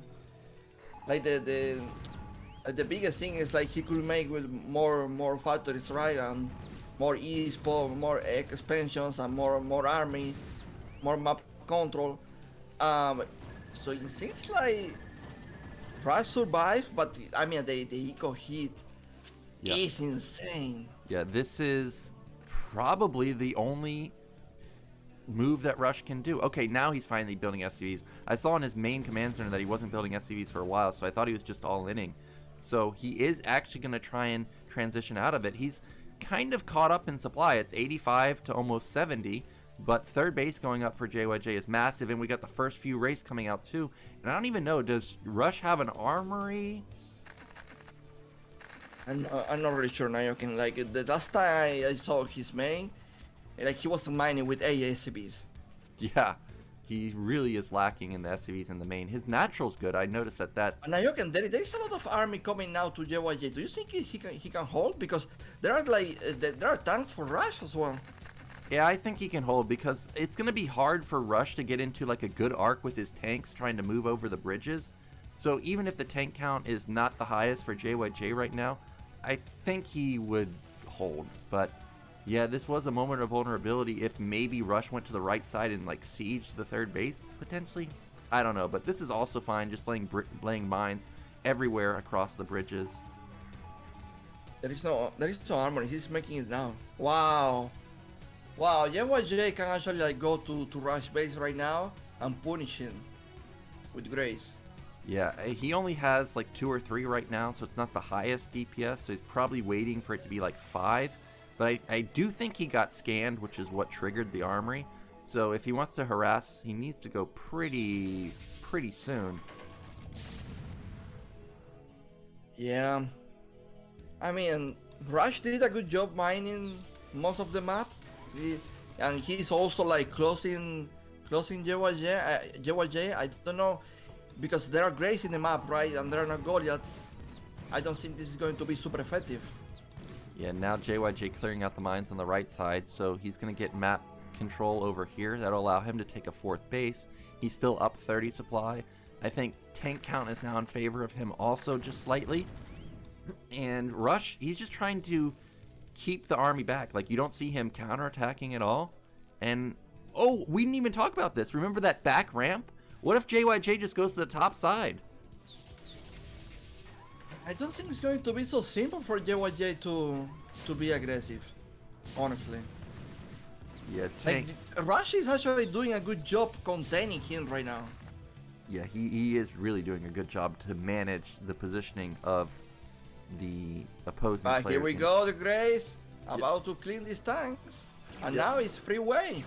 Yep, no Goliaths at all, and that means that Rush is in panic mode. He's going to have to give up the center. Oh, there is one Goliath, so he will be able to push this back unless there's Cloak. Oh my god. I can't believe that.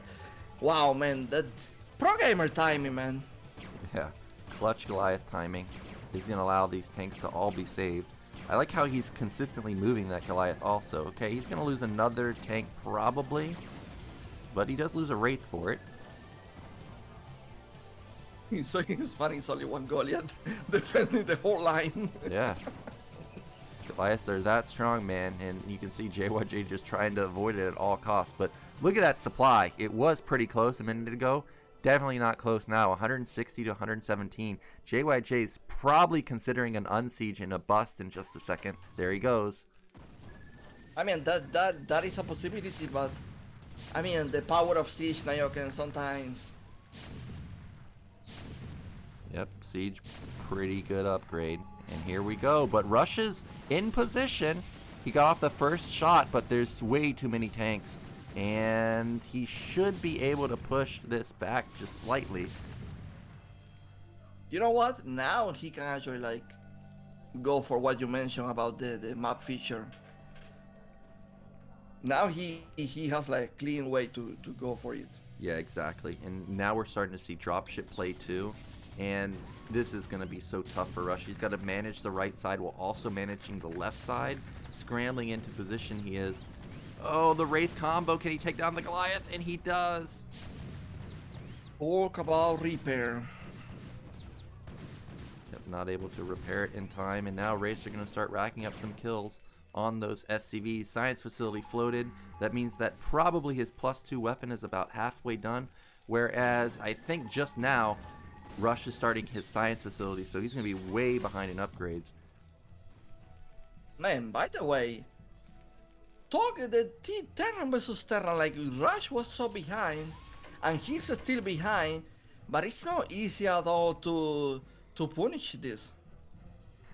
Terran, they're just so unkillable, man. Three with dropships, Nyoken going to Rush tier base. That could be like game-ending damage actually.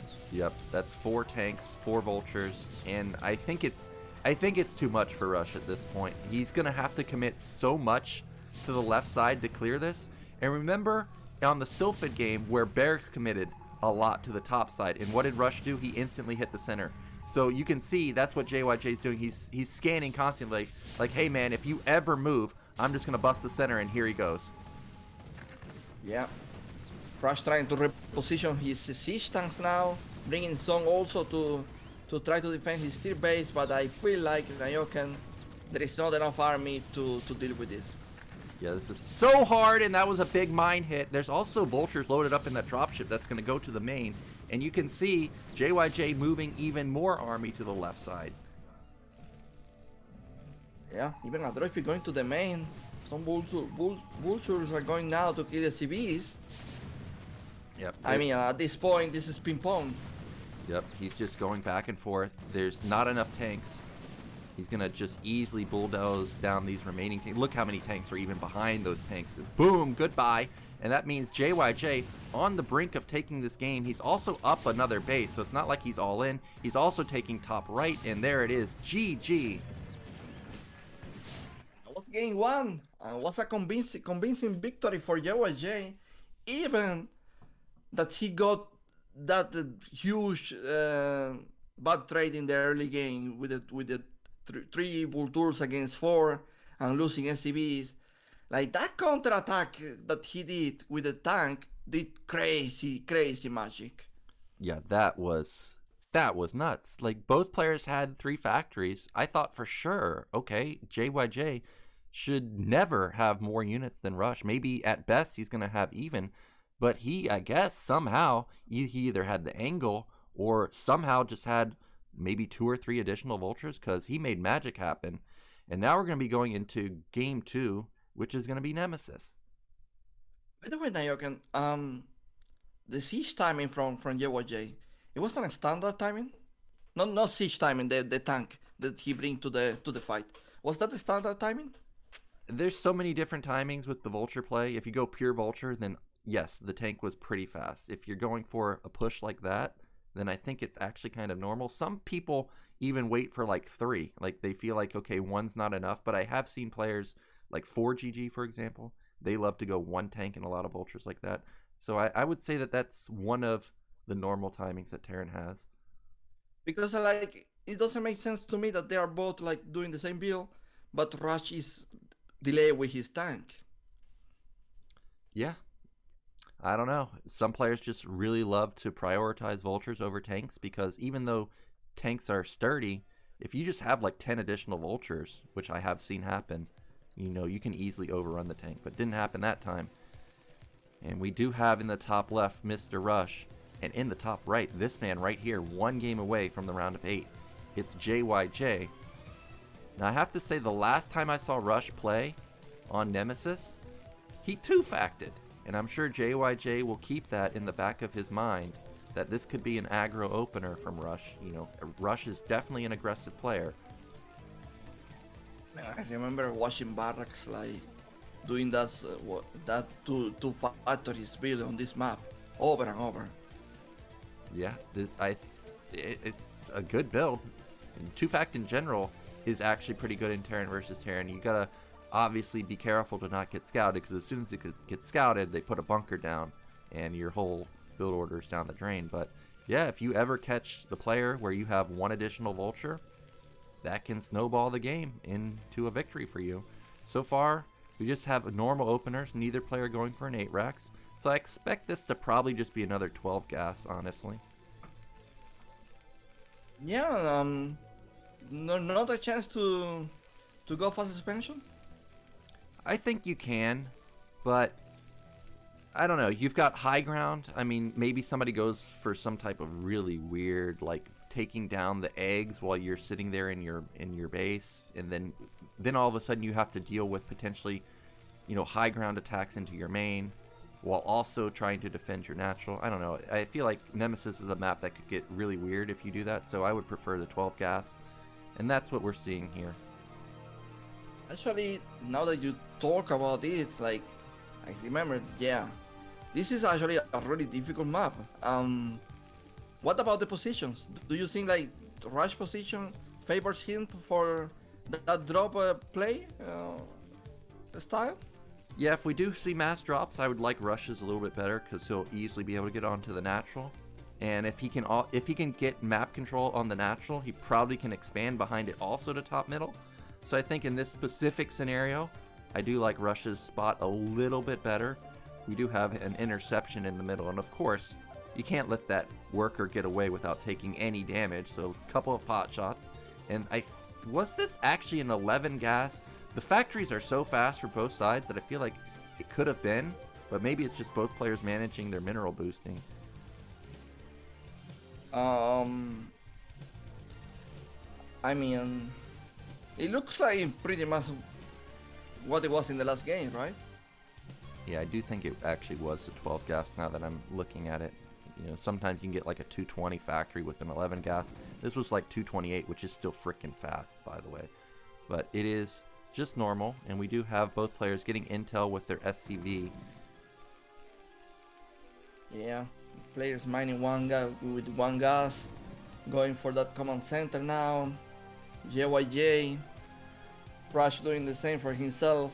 I would like to see some different build orders, to be honest. Maybe on a starport. Yeah, we could. I think since both players know where they are already and already have floated barracks almost halfway across the map, I think that's unlikely. But this SCV gets in and sees, hey, dude, you went straight add-on. So, okay, I'm just going to send this vulture across, and he should get at least a marine kill, maybe even an SCV kill. You can deny that the CB from the CC for sure from this like Rush. Stop it now and wait for his own vulture. I'm surprised that he just left that SCV there, so he's going to sack 1 SCV.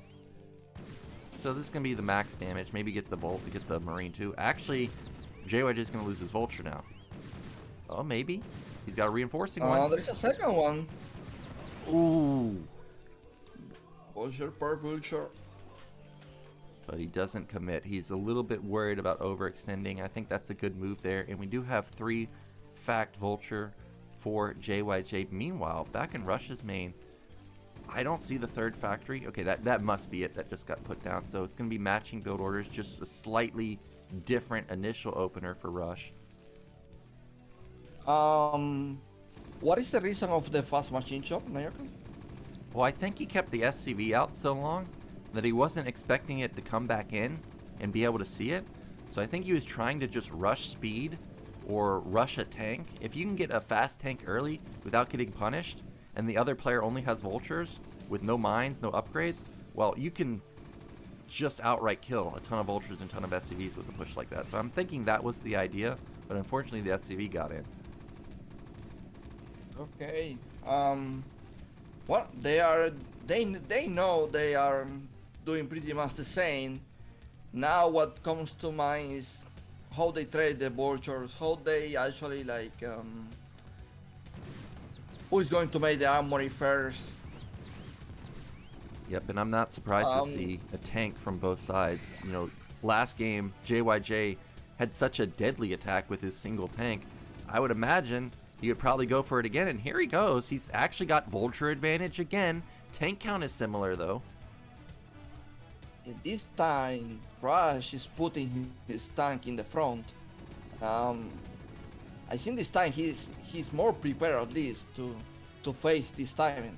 And remember there is like defensive advantage, there are CVs. Yep. So that can help. Yep, here we go. I think JYJ has even vultures, maybe up one right now, but the tank got the first shot off, I think, for Rush. Oh, but he knocks it down. SCVs are coming to save the day, but now it's just pure vultures versus tank vulture. SCVs, that tank is still alive. He took a decent amount of hits. Okay, how many vultures? I think Rush will barely win this fight. Okay, now he should win this fight convincingly. He's up 2 vultures.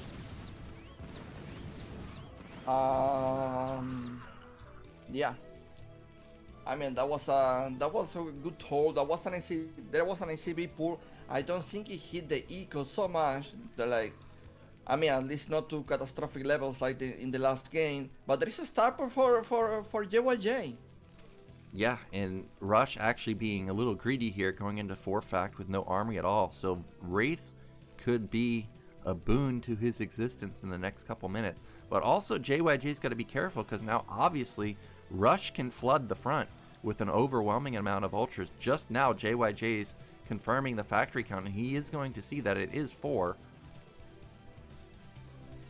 I'm not sure that JYJ has the numbers to deal with. Oh, there is tank. Okay. Yep. I think now he can. Yeah. Now that the tank comes out, this is going to be more than enough to keep Rush at bay. There's no mines, so Rush probably just going to hang around right here and then lay some mines and then try and probably put a lot of add-ons on and build up his tank count. We've got the first Wraith coming across the map. Barracks sees it though. Oh man, that's a lot of vultures, man. He can put so many mines. I mean, I don't know. I think the game's just stabilized at this point, but you know, like map control going well for Russia at the moment. Yeah, I did see the academy right there is done, so Comset's going to be coming down. That means JYJ is going to be able to clear out this minefield. You know, with it being Nemesis, JYJ should consider doing that right there, taking down some of the eggs, since he's obviously not going to be able to get breached at his natural. And now he is doing that. He is going to clear those top eggs. Nyoken, if Rush gets to JYJ main with that many vultures, I don't think SCVs are going to survive. Yeah, I don't think so either, but look at how fast Rush is clearing out these eggs on the right side. He's already gotten mines onto mid-right to check for that third base timing. What? What is this? Well, he saw... I mean, what he saw, what? He saw the vulture poke onto the right side, because that's a depot on the high ground. So he knew that vultures may be over there taking down some of the eggs, so that's why he moved over there.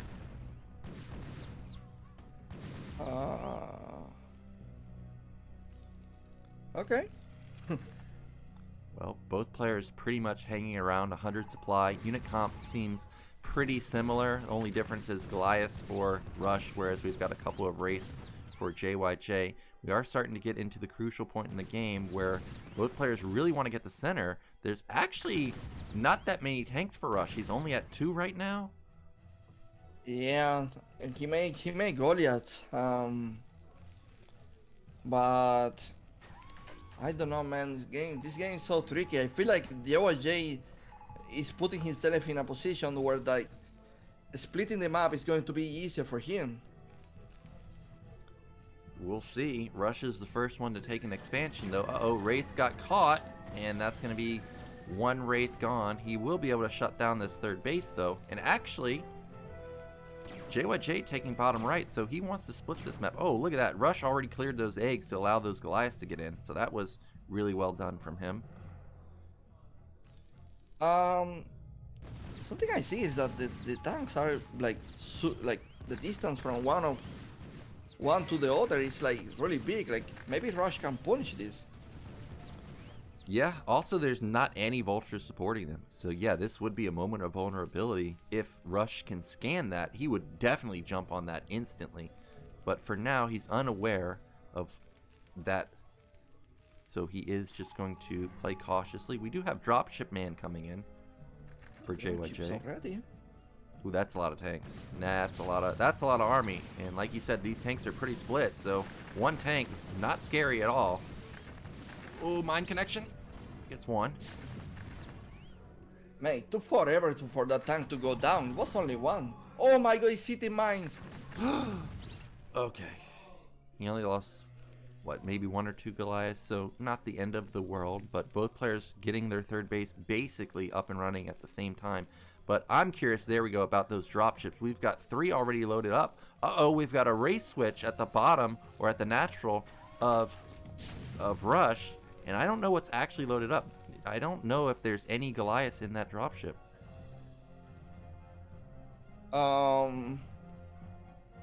mean, yeah.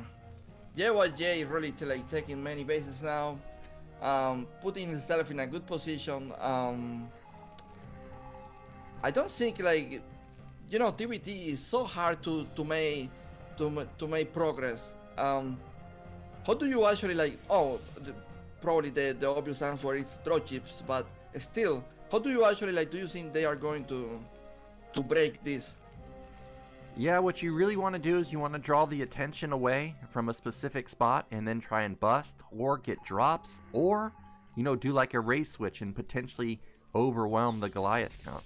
Right now we're seeing JYJ just try and find an opening with his dropships, whereas what Rush is doing is he's just trying to get up a sizable army. He's trying to get enough race where he can actually try and start taking down tanks and Goliaths in the center and then try and bust an opening there.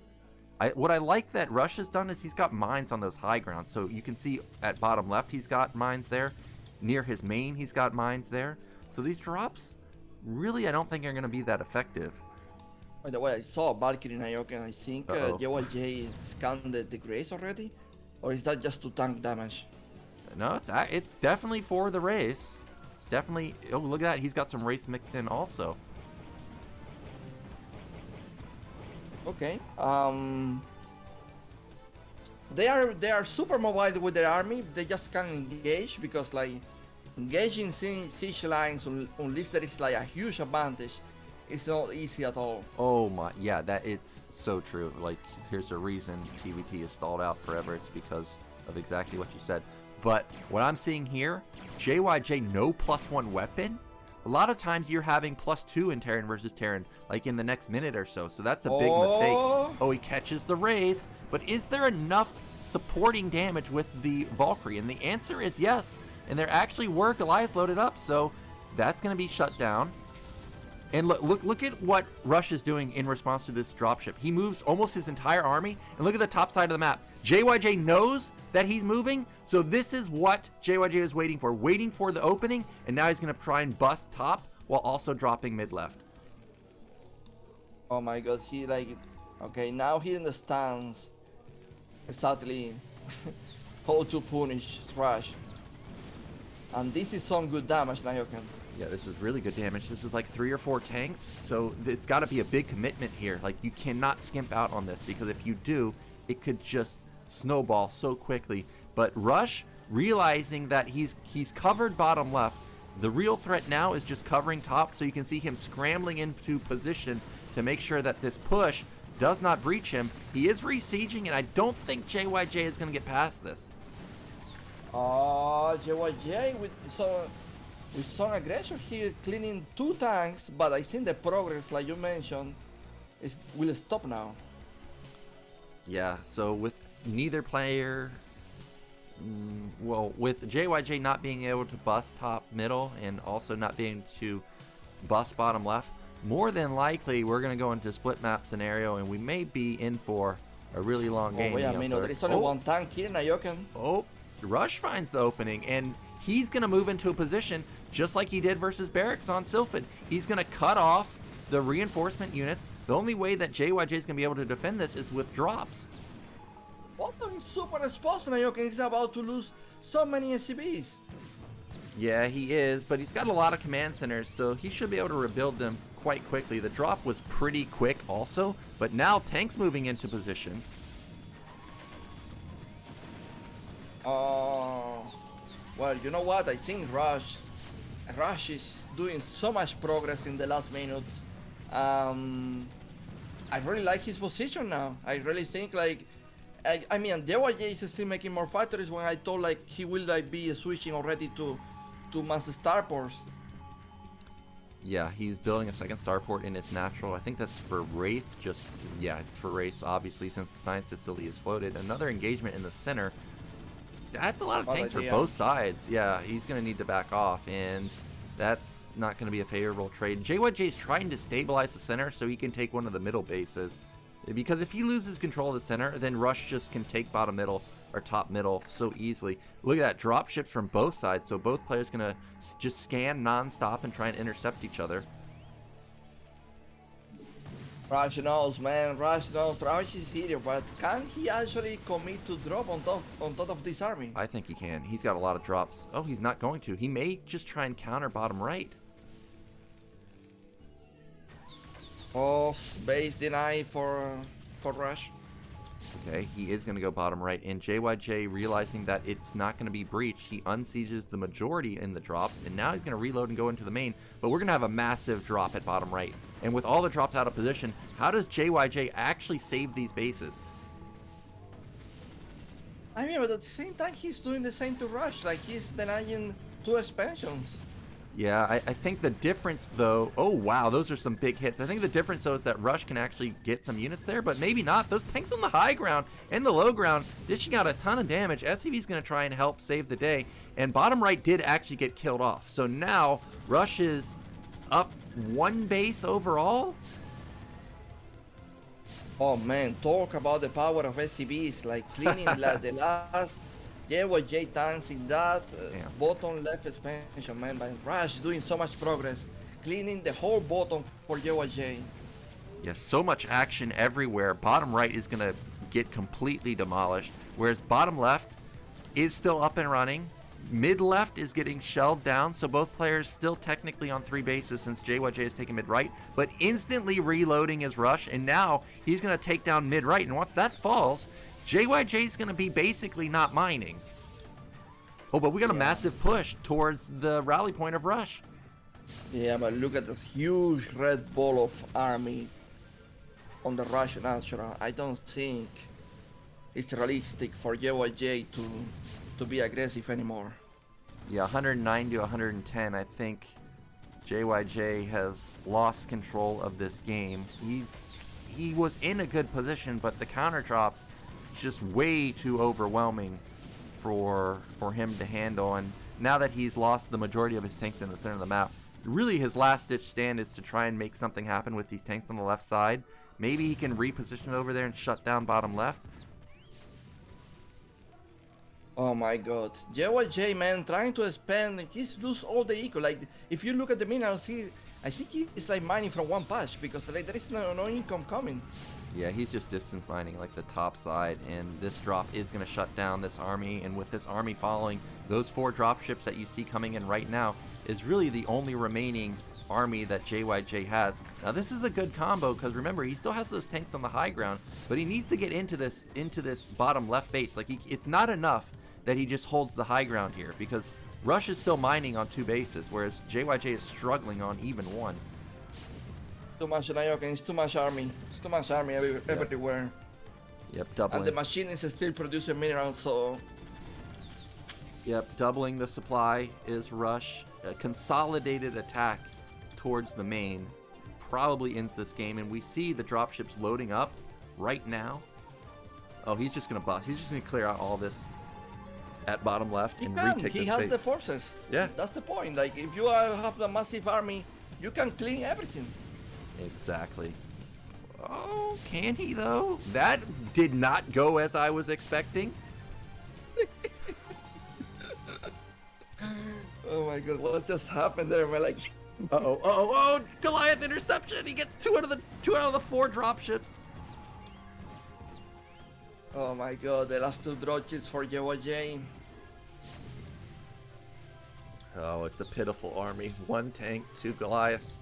That's not what you want to see if you're a JYJ fan, and that is just so much stuff for Rush right there. I mean, Rush, come on, bro. Like, you taking forever to drop it. Like, you have 10 droches, man. Come on. Well, both players just fighting for position right now. JYJ holding on for dear life with top middle. Look how broke he is. Sub 100 minerals, sub 100 gas. Meanwhile, Rush, he's just continuously pumping out more of those heavy tech units, more tanks, more Goliaths, more dropships. This is going to be the doom drop that Eonzerg is waiting for. Top middle, there's almost no defense. When Nyoken, there are tanks in the high ground. Okay, you realize that. GG. Yep, well done from Rush there. I thought we were going to get into a big split map scenario, but the dropships, just too crippling for Rush. I thought JYJ's drops were equally good, but Rush being able to knock down both of those bases just really solidified the game for him. Nemesis tends to make the games chaotic. So hard to control. So hard. Like, but you know what? I think Rush play a great game. And now this is sending a message to JYJ like, dude, I'm not going to die easy. Like, you really were going to need to try your best to beat me. Yeah, for sure. I think JYJ played well. Like, we had even supply. He had good base count. He had good factory count. I think the one thing Rush was really ahead of was the upgrades, but JYJ was ahead of the drops initially. Obviously, in the end, Rush had way too many. But our next map is going to be Heartbreak Ridge, and I think this is another good map for drops. So we're probably going to see a similar style to what we saw last game. Oh man, Heartbreak. So scary, this map. Yeah. It's so scary, Nyoken. When you get these tanks close to your main and the elevator to your main. Yep. You know, so wow. Yep. The guy that controls that area the best is probably the guy that's going to win. Yeah, so the early game is going to be very important. So we're probably going to see Vulture openers to try and secure map control so that that doesn't happen. We are ready. It is 1-1. Winner here is going to be moving on to the round of 8. And in the mid-right, bringing it back on Nemesis, it is Rush. And in the mid-left, JYJ. Yeah, I like how you mentioned the elevator. That is just so punishing on this map. You know, there's very few maps where you feel like, okay, I lost map control.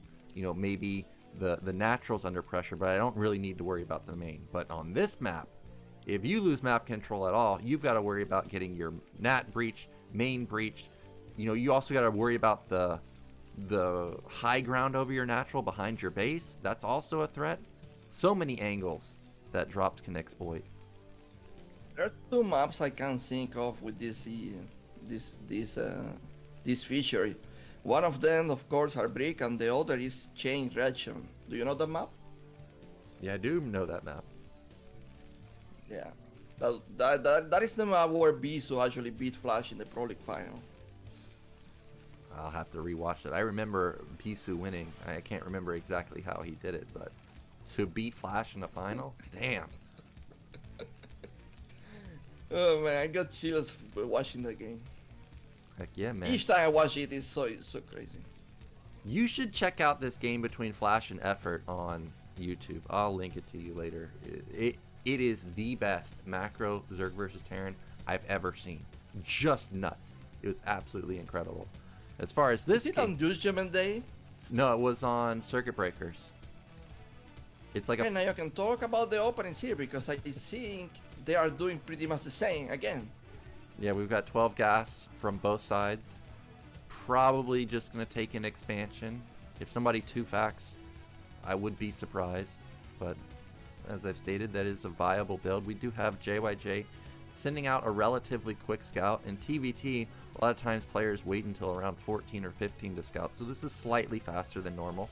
And Heartbreak Ridge does have a lot of proxy areas, but JYJ doesn't seem too concerned about that. He doesn't go for the bottom scout to see if there's a Rax there. He is just expecting this to be a normal opener, and he's right, it is.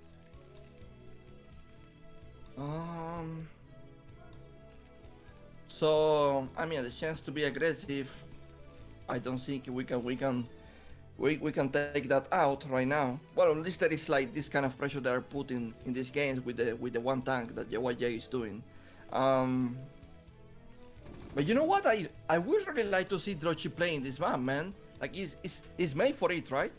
Oh yeah, 100% it's made for it. And if we do get into a split map scenario, it's not Nemesis where there's 100 bases. You know, if it split maps this way, players are really only going to have 4 or 5 bases tops pretty much. So it's probably not going to be super long if we get into like BC man and versus BC man, but it would lead to epic play.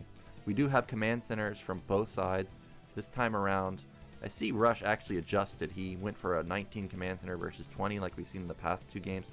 You know, not really anything big, but just something that I noticed.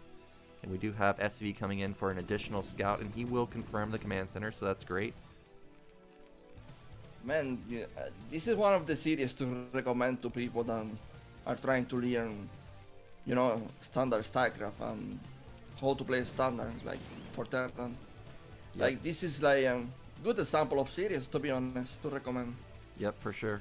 I think that this is exactly how you should play TVT. The tank follow-up is a safe opener. You don't really have to worry about, you know, oh man, I built 100 vultures, but this guy built 5 tanks, and, you know, I missed my window of opportunity to run him over with mass vultures. You know, you just play the tank, you play super solid, and, you know, that can lead to a lot of victories. We do have double factory for both sides.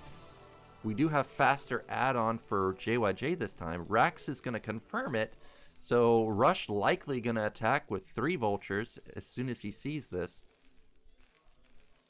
Oh, wow, you're right. Instantly, he didn't hesitate for that. Yep, as soon as you see the add-on, it's go time. If you build 3 vultures, you got to do something with it, and that's exactly what he's doing. And Heartbreak Ridge has a pretty quick rush distance, so he'll be able to get here. Well, I thought he was going to get here. The longer he's waiting, maybe actually a 3rd vulture will come out, but Rush has built a 4th vulture. Oh, he didn't commit after all. He's waiting for that 4. But I mean, Nyoken, there is a realistic chance to do damage with this. He's going for it now. Yep, 4 vultures, 2-shot vultures, so that's what he was waiting for, the critical mass. Look how fast that first one died, but the clutch repair is going to save the day. Instant reaction from JYJ. That was amazing that he holds that.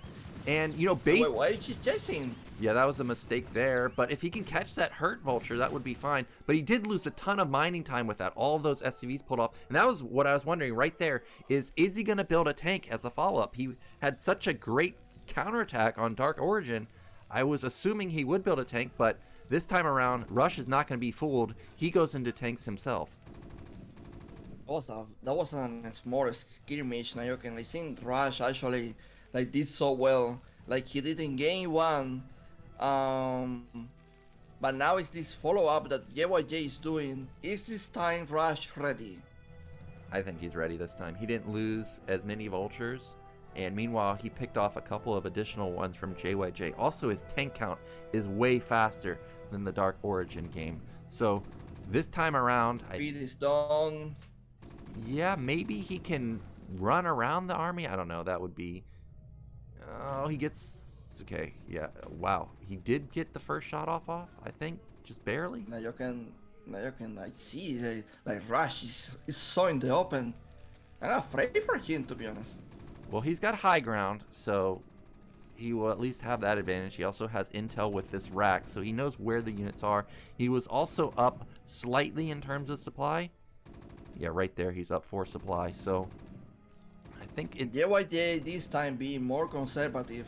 I like it because last game, I feel like that was he overextended. Yeah, he's definitely being more careful. You know, he wasn't as far behind as he was on Dark Origin, where he had to go for that move. Otherwise, it was just gonna slowly but surely go way in favor of Rush. Now that it's, you know, more even, I think he's content with just hanging back. We do have Armory going down for Rush. Definitely not going to get caught off guard by Race this time. I mean, now this stage that both players are going to mine the map and trying to control the map that way. And is Rush also in 4 factories? I just saw JYJ on 4 factories. Yeah, I think Rush is on 4 factories. If he's not, he's on at least 3. And I do notice that he has double add-on now, so he's gonna ramp up his tank count a little faster. Oh my god! He caught him out of position, and now maybe he can find the angle. But it is Heartbreak Ridge where there's so many ramps. This is ambitious, but maybe he can do it. That tank at the bottom dealing a lot of damage. It looks like JYJ actually has a lot of vultures. How does this happen? How does he always just have so many? Nyoken, he just intercepted all the vultures, and I mean, this What? is a lot of army, man. Dude, that is so much stuff left over. Oh, he can just run in. He can just kill everything. He's got mines. If he gets into the main and lays mines, it's lights out. Like, all the SCVs are just gonna die. Oh my god. Oh, that Maybe tank. he can focus the CVs on the tank and get it. Well, he critically kills the tank, but the vultures have killed almost every single SCV at the natural. Now he's running into the main. Those tanks and vultures on hold position save the game for Rush. If the vultures get into the main, oh, it would. Oh my gosh, that tank a hero. If you ask me, if we compare this game to the first one, like Rush did better this time with this, but it doesn't mean that it's still it's good. Oh, no. This is actually really bad. He loses so much eco. Yeah, he lost so much eco, and he did a transfer because he thought JYJ was leaving, so he loses additional workers. I mean, that was such a good move by JYJ. He intercepted the vultures in a way that Rush couldn't fight back, and then he won the big fight. I mean, and now I see JYJ. I think JYJ is leading this game to the victory. Yeah, I think he's in a good position, but I actually don't think Rush is out of it just yet. Faster command center, obviously, for JYJ, but the tank count is quite high for Rush right now. Also, JYJ's going into a starport, but we know that Rush, unlike the Dark Origin game, already has an armor. Okay. Oh my gosh, did a tank This just is wrong die? by again. Yeah, and I think mine just actually killed a tank. So losing that now 4th tank, that's going to keep Rush at bay. But I think this is still manageable. I think both players are just going to try and play for a late game, try and take a 3rd base. Man, we know we have a long game to go anyway, even if Rush is behind. But when you compare because everything is so mirrored that when you compare the 2 machines producing and one is with extra resources, you know, the end is going to be better for one. Yeah, and that starport is not actually for race, it's for drops, Eonzerg. So we may actually have an elevator into the main. If there's going to be somebody going drops, that means that the defending player definitely needs to have center of the map, because you cannot give that up. Oh my god, Nyoken, that tank almost died to a mine. I know, man. Those mines are everywhere. SCVs are going to bounce around for now. I don't think Rush is aware that drops are already on the menu, so he needs to be very careful. Also should consider laying mines in his main, and the big issue for him is he's lacking production. It's only 3 fact versus 4, probably 5th and 6th factory going to start for JYJ in a moment. When you are behind a game and you want to come back, you need to cut corners. You need to defend less and skip things that you normally don't do. And this is like the type of game that you get punished a lot. Well, we've got an engagement in the center, but at the same time there's a drop in the main. Vultures, no response just yet. He's going to drop the high ground also. Oh, Rush moving onto position, onto the high ground in the center. He's going to try and get onto the third base, maybe? Nyoken, I think this is it. That's a lot of eco damage, Nyoken. In the main, in the natural. It is a lot of damage. Vulture's on the high ground there. We were talking about the power of dropships on this map, but Rush does have his third base, so that's fine. A Vulture into the third base of JYJ, just now getting spotted, so he's going to be able to counter with a decent amount of damage himself. 5 Vulture, 5 SCVs. Whoa, JYJ.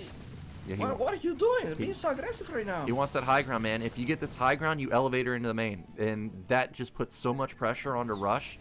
He can never be out of position. Luckily, he's got 5 tanks here. He desperately needs to clear these tanks out. I mean, you can lose tanks for free, even if you are ahead. Like, you need these tanks numbers. That's the most important unit in TPT. Yeah, tanks definitely the most important, but I love what JYJ is doing, taking a 4th base at bottom right. He knows what simply having a dropship and having tanks on that high ground does. It puts so much pressure and focus on that position that you can see he's now hooking around to try and breach the third base, but Rush is on top of it. He's going to clear this out, and he already has 2 tanks up there, so that will buy him time to clear that out and also defend top right. I don't know how Rush is doing it, but he's like building such a big tank advantage that now he's like able actually to make lines. Yeah, I think the reason the tank count is higher is JYJ's, I think, focusing on dropships. You can see a lot of units coming from his main right now. I think those are 5 dropships, and if those get loaded up, what JYJ's probably eyeing to do is hook around to bottom right and then drop the main. Oh, those are Wraiths actually. Okay. Aim cloak. Oh, that's a damaged Goliath. He could kill it. He doesn't realize it though. Wow. JYJ, one more expansion. By the way, there is not too much gas in this map. That this is one of these maps that you actually like want to main BCs, and because like if you go like mass grace, I think you are going to be really short in gas. Yeah, that is true. There's not a lot of gas unless you can get the center. I guess looking at it now, there's only 4 gases for both sides, really. So BCs would be hard to manage in that sense.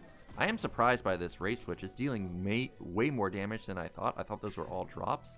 And critically, he denied the science facility for a little bit of time, because I think JYJ is lacking a science facility, so his +2 weapon is stalled. But these races are just racking up so many SCV kills. Oh man, not a single turret for Rush.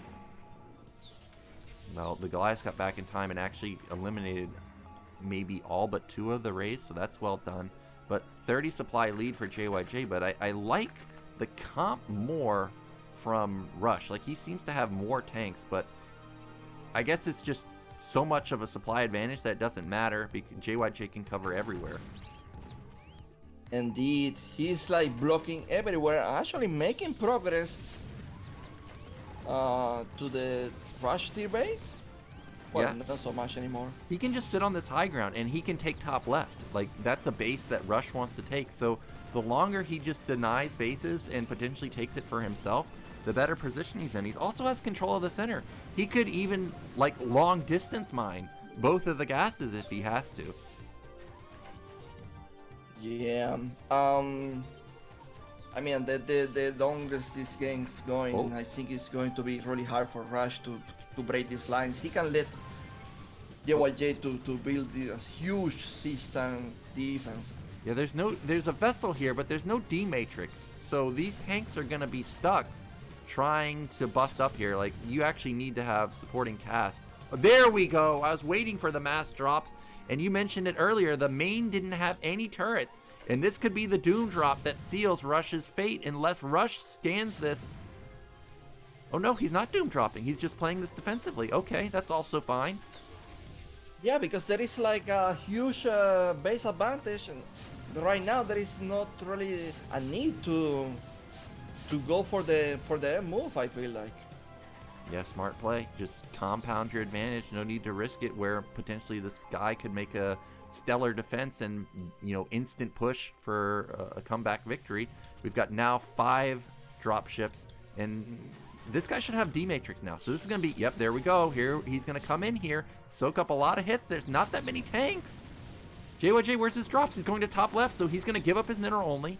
I think that's fine. But instead, he's going to try and breach top right. How much defense is up there, though? Oh, I think there is a good amount of defense. This could be a mistake because JYJ is going to lose the mineral only, and he's also going to lose bottom right, but there's no defense, no mines, no anything. However, is there enough SCVs to help support the tanks coming in? Oh, you know what, Nyoken? I think that... Wow. Oh man, devastating damage. Yeah, that went way better than I thought. I thought the SCVs might be able to get there in time. Oh, look at that. The observer pointing out +2 weapon is kicked in for JYJ, whereas Rush doesn't have +2 just yet. But bottom right is going to be saved. There's a single tank there and a couple of arrays. Oh, the mine. Whoa, he just tapped out. GG. Well done from JYJ. He looked so strong versus Queen earlier, and now showing that he's equally strong in TVT, taking down Rush, who got 2nd place last season. And he got 2nd place, you know, versus a strong Terran player. Man, that was really good play by JYJ, to be honest.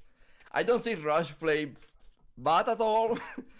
but I mean, counting that there was like, he was in a disadvantage place. But wow, what a play by JYJ. Not really committing, playing smart, you know, like playing to his advantage. I really like this last game because it shows actually that he didn't play with emotions. He was actually like, he stick to the plan and he was able to close it well. Yeah, he executed his build perfectly. And the Dark Origin game and Heartbreak Ridge game, those are the types of games where I wish we had pro replays, because twice he made those busts work with the tank and vulture. And I'm sitting there, I'm like, man, doesn't Rush have like equal amounts of vultures? And it just wasn't the case. JYJ somehow had an overwhelming amount. Man, congratulations to the kid. You know, this guy is honestly feature of Terran with Sorry and Bicho, all these new guys. So I'm glad these players are making progress in the ASL, because getting in the round of 8 is not easy at all. Tell that to Jayton. Yeah, I think you're onto something with the future of Terran here, because, you know, in 2022 and 2021, I thought, okay, Rush and Royal, those are the two to look out for sure, 100%. You could just tell from their streams that they were on the brink of a breakout. But JYJ, maybe this is his time. 2023, he looks so deadly. I love the positioning in the Terran versus Zerg. It was amazing, and his macro was nuts. And clearly his macro is nuts in TVT, because he out macroed one of the best macro Terrans in Rush. Really impressive. What I like about these players, especially the new players, is that they play at such a high level, but I still like see room for progress. You know what I mean? Like, yeah, like JYJ play great, but I'm pretty sure like he can even clean that even more to make it better. Yeah, I'm sure he'll go back into the VODs and review like, okay, I didn't hit this cleanly, I didn't hit this cleanly, and then, you know, in round of 8, whoever he's facing off against, he'll play even better, which would be amazing because he played stellar today. I'm so glad that in the clutch moments he actually like he played that so well. Like he was able to identify exactly how to punish Rush, and that was really great to see. Yep, it was amazing, and that means we have finally a Terran into the round of 8. Yesterday we got in 2 Zergs, and we still have a Zerg left in this group, so there is still an opportunity for another Zerg to make it through. But Queen in the losers bracket is going to be facing off versus Barracks. What do you think about that matchup? Well, it's probably going to, with the experience of Queen, Barracks is going to have a hard time against him, to be honest. Yeah, I also think it's going to be tough, but JYJ really surprised me with his play versus Queen. I'm sure Barracks watched that game and was taking notes. You know, it's not often that I see Bio actually beat Hydra Lurker Defiler. That was so amazing to me. JYJ really did a really good job to keep Queen's eco in check, and I think that's the key to victory in TVZ at this point. Is if Zerg just ever gets to 4 bases like Action did yesterday, I mean, you see what he did. He just absolutely dismantled Royal. So if Barracks wants to take down Queen, I think he's gonna have to come up with something special also. Yeah. He looks really happy, to be honest. I'm not really sure who's going to be his opponent, but I mean, this guy showed today that he can play TVC and TBT really well. Like if I'm honest with you, I can like depending on the opponent, of course, but like if he has to play Snow, then maybe the chances for him to advance to semis gets lower. But I can see him beating a Terran or a third player. I mean, even a Protoss, as long as it's not a Snow. Yeah, since he does qualify in first place, you know, our only other second place finisher is Action so far. In the group draw, if he does draw Action, that would be an exciting matchup because JYJ obviously played out of his mind today TVZ, and I think Action's best matchup is Zerg versus Terran, so that would be fantastic if that could actually unfold. Yeah, talking about Queen against Barracks now, if I'm not mistaken, I say early on that I go with experience, but if I'm not mistaken, Queen is actually a weird player when it comes to these elimination matches. Like, not really the best when it comes to that. Is he? I didn't know that. I guess I would have to check Wikipedia to see that. I remember, like, in early ASL seasons, he go to these elimination matches and, like, being the favor, sometimes he went out first. Okay, well, I don't know. Maybe, I mean, it could happen again. Barracks is a strong player, but ASL champion Queen for a reason. I think this is his year. I think, well, maybe not necessarily his year to get the championship, but I don't think he's going to go out in the round of 16 again, or at least not to Barracks here. I think Queen is going to learn from his mistakes versus JYJ and play much better in this series. It's funny because in the last group we casted with Queen, he won so solid. Like, there was no, like, the guy just destroyed, you know what I mean? Yeah. Not even close. And then now this group, now he's going to be fighting for elimination. It's crazy. It's just how this ASL has gone, man. A lot of the superstars already out. Round of 24, round of 16. A lot of them just, it's not their season. As you guys see, Queen versus Barracks is up next. We're going into a break, and then we'll be back with that series.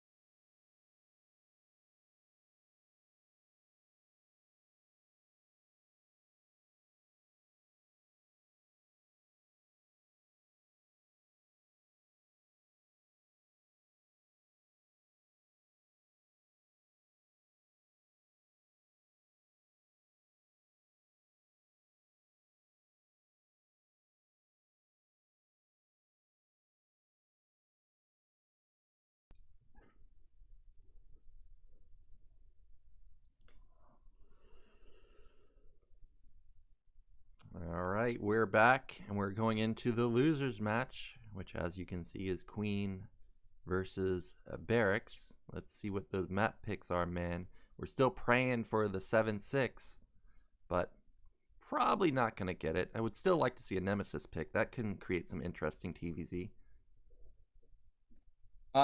Yeah, 76 is going to be. It's going to be hard to see in this best of 3 format, because I'm pretty sure most of these players, they just want to fly with their mechanics. 76 is really something different. Something.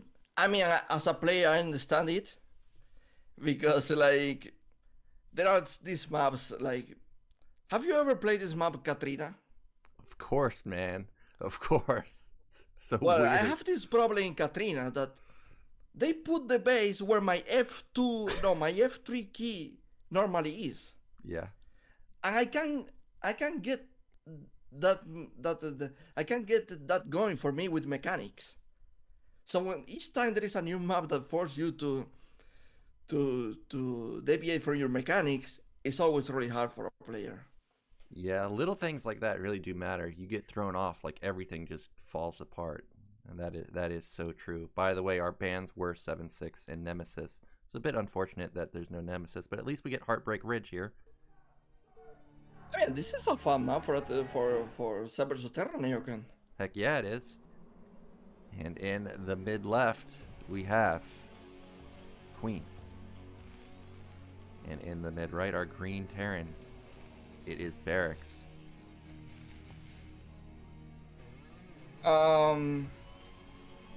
Any Iraqs maybe?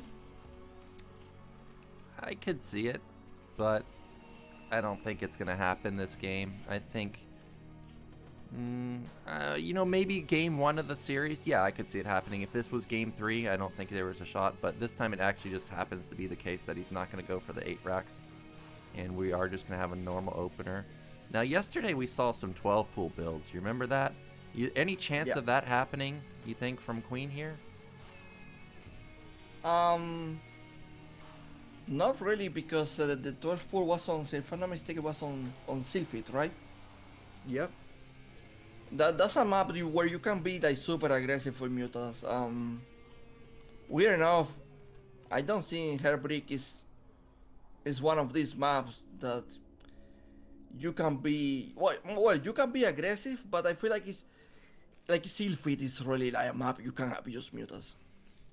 Okay, well, this is an interesting racks, by the way. This was not only forward, it's also a 9 racks. It is not a 10 racks, but it's just barely in vision. So that's a bit unlucky for Barracks. And now the drone comes over here, and this is going to be really annoying. He's probably going to even have to pull off another SCV. Oh, man. Yeah, because micro from Queen is not going to allow you to really be safe. It looks like... I mean, you let this guy and he can kill 2 SCVs. Yeah, I don't doubt it. This really looks like Vulture Micro some of the times he's turning around and just getting a pot shot off. And this... Okay. Almost got off the final killing blow on that drone.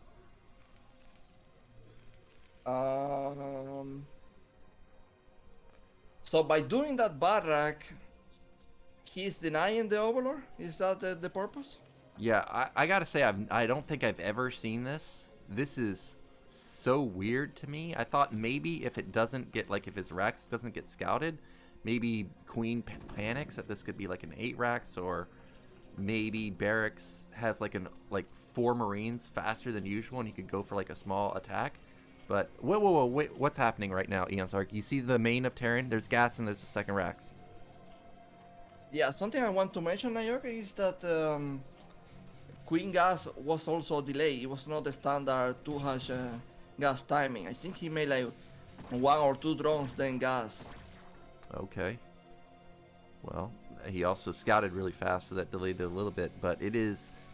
Whoa, okay, that's not a second Rex. He got a faster gas than I thought. Did the drone actually scout that? I'm not really sure, Nayar. Yeah, I don't think the drone actually went into the main, so maybe he's unaware that this is actually a factory opener. So if he is unaware, Vulture could do crippling amounts of damage. I think he didn't see it because the links are still out. Okay, yeah, that would be a big no-no to lose your lings that quickly. Vulture, oh, that's a starport coming down also for Barracks? Okay, Yeah. 1-1-1. Barracks being very aggressive this game. And now asking myself, did he scout Queen's gas timing? I don't think so. If he did, he just barely scouted it. Regardless, Queen knew something was up. I guess the Ling gave him slight vision into the natural, didn't see a command center, so he's preemptively built this Sunken, and that means that the Vulture is not going to be able to do any damage, at least not for now. Yeah. Maybe he can use an SCB to jump. Is it possible on this map? I think it's possible to jump the SCB in the back of the base, right? Yeah, you can jump it, but I think he killed the SCV, so he's not too worried about the jump actually right now. So that's why you don't see any vision on that side of the map. But that could have been a cute move if Barracks had sent a second one. But instead, we do have a Wraith coming out, and this is pretty fast, especially since the gas was so late, like you said. So Queen needs to hide these Overlords. Yeah, I think he's doing a good job with it because the Overlords right now are not in the classic positions. So like Barracks going to need to fly around to find them. And Machine Shop is working, and also Starport. Do you think he's going for Drochi, man? He did get an add-on. It could be for drops. I guess the question would be, is he upgrading anything in his factory? If he is, and he's going like mines or speed, then yeah, it's a drop. But this could also be for like cloak. Wow, that's a clutch evolution chamber to save the drone. Oh, that's unfortunate. Two Overlords now popping is going to get them because the Spy is not even close to finish. Yep. Okay, now he's going to be able to pump out his mutas, but he is going to get both of those Overlords, as you stated. So, really nice single Wraith, dealing a lot of damage. Yeah, 9-3 now. Scorch, they build fast. They do indeed, and it is going to be speed, and it is going to be Wraith with cloak. Yeah, probably going to make like 3. That's... Oh, no way! Oh, the Overlord. No way! The Overlord spotted it, though. Oh, the Wraith is going up there to... Oh, he doesn't realize that it's a drop. All the Mutalisks are out of position. There is Vulture speed, Nyoken. That's going to be hard to catch. Oh, he's going to get intercepted by the Overlord. Barracks. Queen sees it, so he instantly sends his mutas around. Oh no, it may just get intercepted right here. That is so funny. Because in the place he was, just needed to drop. Queen will not see it. Yeah. So that's a bit unlucky. That is unlucky. At least he unloads and saves the Vultures. So if he goes like mine upgrade, he'll at least be able to lay them, you know, in the middle of the map somewhere. And you got to remember, the Wraith still has cloak. So the mutas, I don't think, are going to be able to deal much damage. And we do have Science Facility follow-up. Okay. Yeah, this reminds me of the classic 1 versus 1-1-1, actually. Oh, did he find the sweet spot? He did! Sunken can't range there.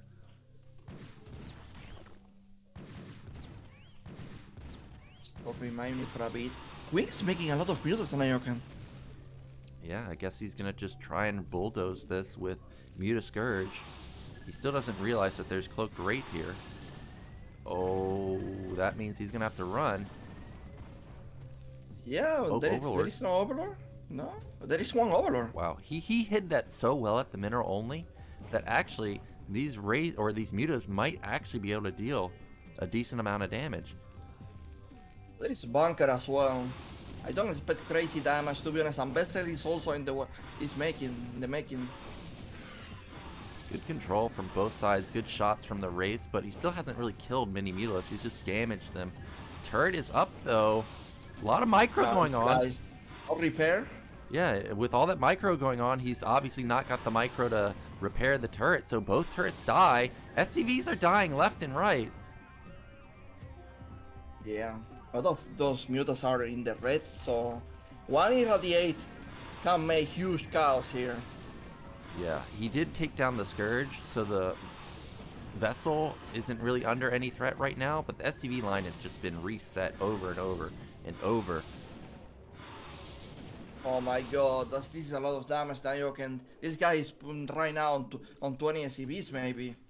Yeah, I'm seeing the supply now, 66 to 40. That's not ideal, especially when you see Zerg already has a third base and they already have a macro hatch. So it's four hatch Zerg, a lot of larvae available to them, and you haven't even really stabilized your natural just yet. I don't even know if does he have a radiate. He must have energy for it. There we go. Yeah, but this is Queen. He's not going to really have too much trouble splitting an irradiate muta. Indeed, he is not, and more SCVs got transferred, but they just get picked off instantly, already losing about 4 or 5. Turrets just cannot complete. It's funny because if we didn't have that overall close to that natural, it will be such a different game. Yeah, when the Vultures ran by top middle, the Overlord saw them, but I don't think the Vultures saw the Overlords. Oh no. And look at the main. Oh there no, is Nyoken. no There are mine. no SCVs, Nyoken. Yes, this is looking pretty brutal for Barracks right now. The irradiated SCP goes in, or the irradiated muta, I mean. Gets rid of the raid. Nyoken, he's for like, this is brutal to be honest. Like, yeah, GG, man. Yep, there it is. And Queen, sigh of relief there. The single rate did a lot of damage. He got lucky to catch the drop also. Those mutas were out of position, so if he did not see that dropship, he probably would have lost a lot of drones in his main. So I really like the build order of Barracks, just Queen on top of it with his vision. I think the idea was okay. The execution, a bit of a lack, and also, I mean, I'm so confused because like the main, if you tell me, was more safe, but he decided to transfer most of his workers to the natural, and then like you see the main 5 SCVs.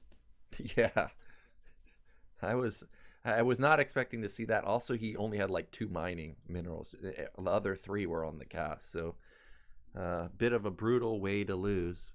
But we do have a more standard map here, Dark Origin. It's also another 2-player map.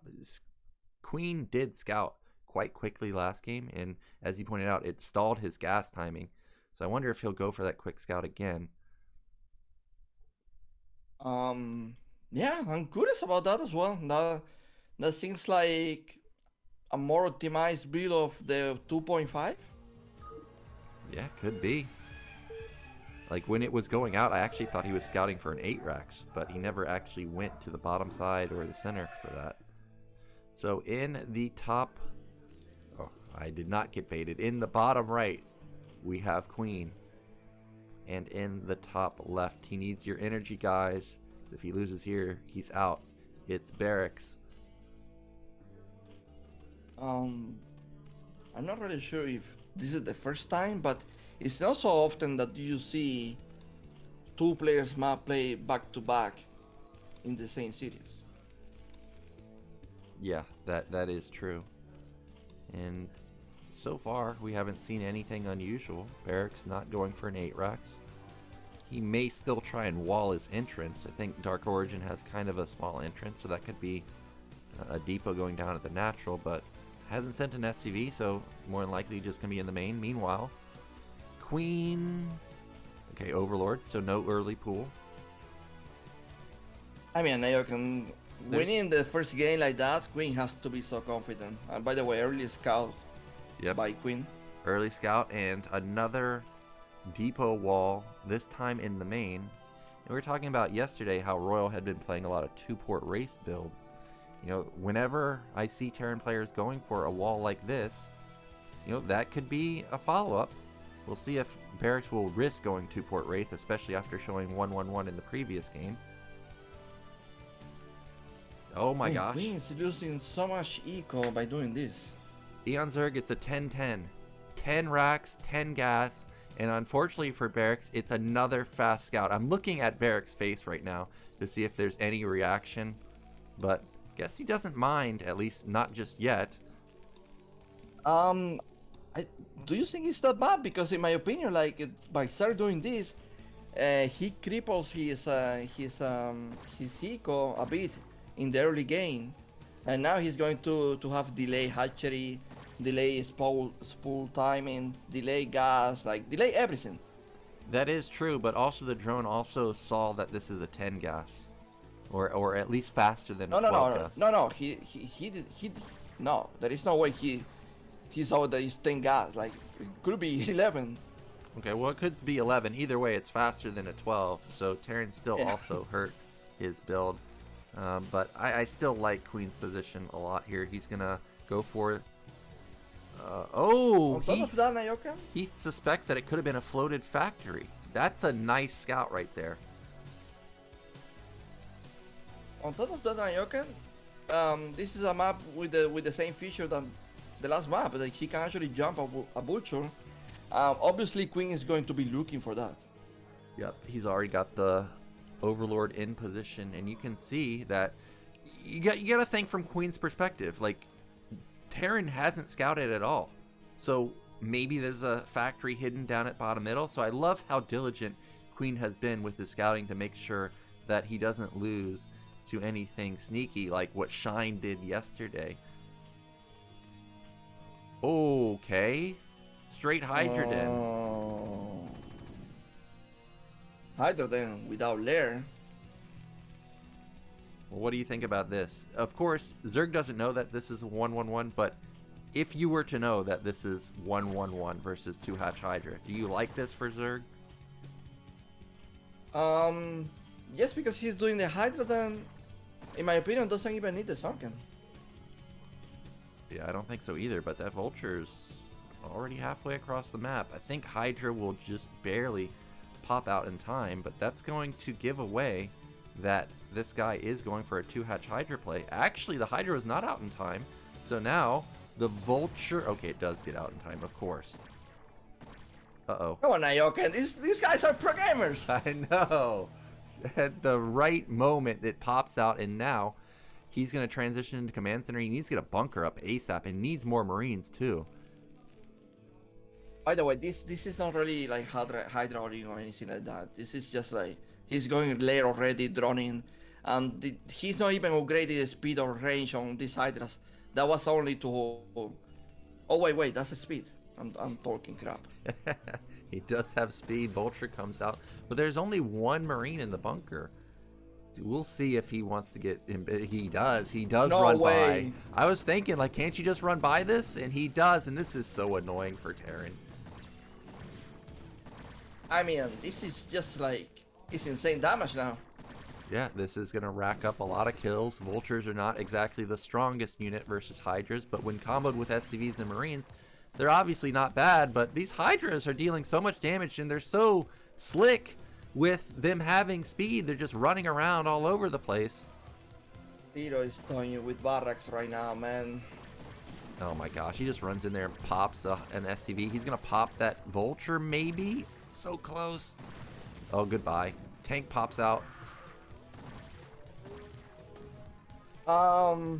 Yeah. This is so bad for Barracks Eco. Yeah. Now his timing and everything just really bad. For Queen, Spire is already in the way. Yeah, this I don't know how he's going to hold Mutas. Yeah, this is just a disaster. The Tank and Wraith are so expensive. Each one of those could have been an additional racks, or it could have been a science facility. And now he has this tank that, what's he really going to use it for? All he can really do is use it for defense, but we know that the Spire's coming. It's about halfway done. Macro hatch going up for Queen right now. Of course, Barracks not out of it, but those 3 Hydras did a lot of damage. He's striking back with an Overlord kill. Thing is, he made a tank that he actually doesn't need, because Queen is not going to be aggressive with Hydras. He's going to be aggressive with Mutas. Yeah, of course, Barracks doesn't know that until now. Now he's confirming that, okay, Spire's about done. Wraith may actually get another Overlord if he can micro it like a god. Oh, no. All right, macro. Overlord, see another day.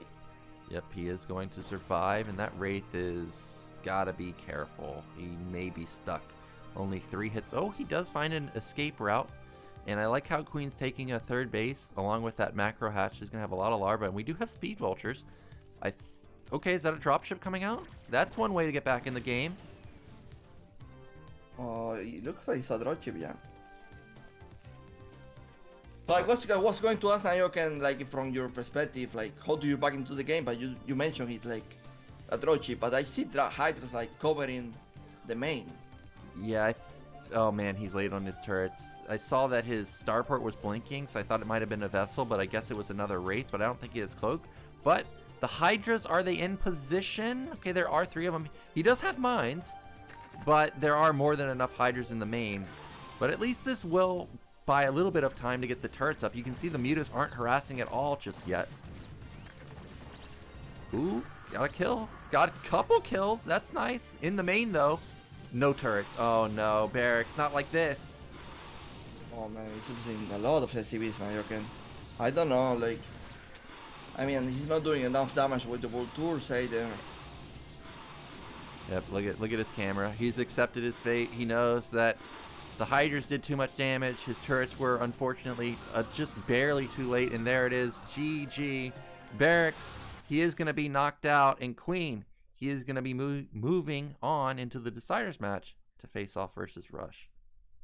My God, Queen toy with this kid, man. I know. That Hydra run I mean, by. that wasn't even close. That was not even close. Yeah, it's so depressing when something like that happens. It would have been different if like 10 Hydras run by, because, you know, you're just dead anyways. You didn't have any defense, really. But when you just watch 3 of them run by, and it happened simply because you had 1 Marine, that's just a depressing way to lose. And, you know, that's not... that really just didn't even get to show Barrack's skill, so I feel a bit sad for him. I guess it's... You know what? I'm not going to blame him, because that is willing to happen when you try something different. It either work very well, or it can go like super catastrophic. Yeah. That's just the nature of those builds. Like the first game, for example, the build, everything was really good. He just needed to pick the vultures, dropping the main, but no, he actually went to a corner being safe, you know? Yeah. Actually, there was an overlord in that specific corner, and so the dropship. Yeah. And, oh, there is a break. Yeah, we'll be back in a couple minutes.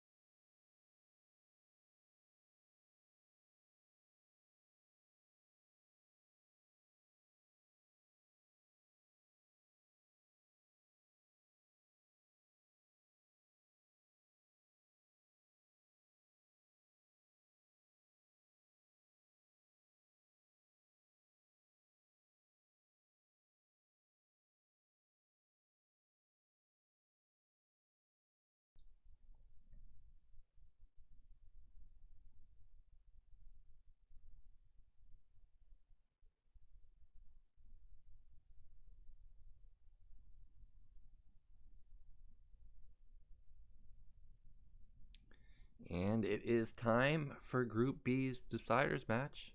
It is going to be Queen versus Rush. We haven't seen them face off just yet. This should be exciting. I think this is what a lot of people wanted to see today. Two ASL, a two-time ASL champ Queen facing off against two-time second place finisher Rush. This should be very exciting. Yeah, two big necks here, man. I can get off of my head that Queen looked so solid that you can even like doubt he's going to advance. Well, you would think so, but JYJ picked him apart in the one game they played on Sylphid. I mean, maybe he was like just getting away, you know? Yeah, I don't know. I think, Rush is very good TVZ. Like, when I see him play versus Queen and Sulky and them, he is a bio player for sure. He's drop ships, he's battle cruisers, he's attacking all over the map. So I think we're going to have a similar game to that Sylphid game that we saw against JYJ. And that means that these 3 games, hopefully, that we get are going to be very close and very intense. Is this Star Origin? The second one is that Heartbreak. Okay, and Retro. Okay. Yep. 2 1 versus 1 maps again. Different order. Yep, different order this time. And again, it was another Nemesis and 7-6 ban. But at least we get Retro, which is another new map. So hopefully we get to game 3. Okay, let's go, man. that guy pretty intensely shouting for Rush there at the end. But at the top left, we have our Zerg Hope. It is Queen. And in the bottom right, it is Rush. Okay, I have seen enough games in this map already to and even so it's not really clear there is an advantage for one or the other, because like Ster can be really solid, Terran can be really solid, like, so yeah, I don't think that the map will matter too much. It's going to be up to the strategy and the performance that these players can bring out. Indeed, and this could be an 8 racks Eonzerg. We may finally see somebody go for an 8 racks, but instead, how does it happen? Dude, that depot timing, like he built it at like 130, which to me, I'm looking at it, I'm like, wow, that's a late depot. But then I look at the game timer, and it's at 53 seconds, which is a normal timing. So I don't know how Rush does it, but he just knows how to mineral boost so effectively, always has more money than anybody else. It's just crazy. I mean, I was going to say, to be honest, that I'm not surprised, because Rush is someone that loves to do a barracks. But in my opinion, I think this is not the map for it. Yeah, I don't think it's the map either. Also, with it being Rush, where he 8 racks is very often, like you said, I like this move with the 14 command center. I feel like this is quite risky, though, because if we think back to the Barracks game, he scouted so early. Like, imagine if he scouts 14 CC here. He could do whatever he wanted. Imagine he was playing against Hahn. He will be so dead. Oh, yeah, he would be dead. Well, this is pretty much the dream opener for Rush. Doesn't get scouted. He's going to be able to wall off. This is absolutely amazing for him. And look at this. He's feeling so confident that no pool is coming. He even delays the racks just slightly. Nyoken doesn't get better than this for a Terran player, man. Like, you can imagine doing a 14cc, but not only that, that you can do like this wall as well, that you don't even need a bunker. I know, man. I've been saying it for years. If you can do a wall and if you can get away with a build like this, this is what you should be going for every single time. It doesn't even matter if the mutas kill the depot. You've made such a big lead for yourself. You could lose both depots and it's still fine. Now Rush is going to come in here and see that this is, again, normal opener, 2-minute pool, 2-minute gas. So everything just very standard from Queen's side. Yeah, this is the classic 2 hatcheries. What will be interesting to see is where he's going to place that tier gas, because we saw Soma did it very close to the Eternal player when Guardians, and it didn't really work out for him. So is Queen going to do a different approach? Yeah, he may. And taking down that SCV is a key victory for Queen. He had the option to put down a Hydra Den, but instead he's just going to continue to go with the Spire Opener. Now what I want to know is, where does Rush use his extra money? When you face versus a 2-hatch this fast, oftentimes you can't afford to go 5 racks. You just can't do it. It's too much money. But with a 14cc, maybe he could get away with it. I still think it's going to be a 4 racks though, but we do have an in-base 3rd hatch for Queen. You know, with such opening, I'm surprised Rush didn't make a fast engineering bay. Yeah, he's well known for that too. Like, he loves rushing +1 even to What 2 is hatch. this? I don't know what this is. Is this gonna be hidden barracks maybe? Oh, he pushes out an SCV. Okay, but what is this for? To scout? So the overall don't see it? Yeah, okay, that's a smart move. I thought maybe he's gonna like proxy a factory or something. Like, he has the gas, or he's about to have the gas for that, but that would be very weird. But regardless, this 14cc, he hasn't really used his additional income for anything special. Like you said, no fast eBay. I don't see a 3rd or 4th racks just yet either. At least he knows there is no a tier expansion. And can he actually get to the main? No, I guess he's not. Well, maybe SCV beats a drone. Let's go. Here comes the move out though. He's going to see also the tier hatchery. Yep, that's great. That means he knows that there's no base out in the center of the map somewhere, so he doesn't have to worry about trying to go and kill it.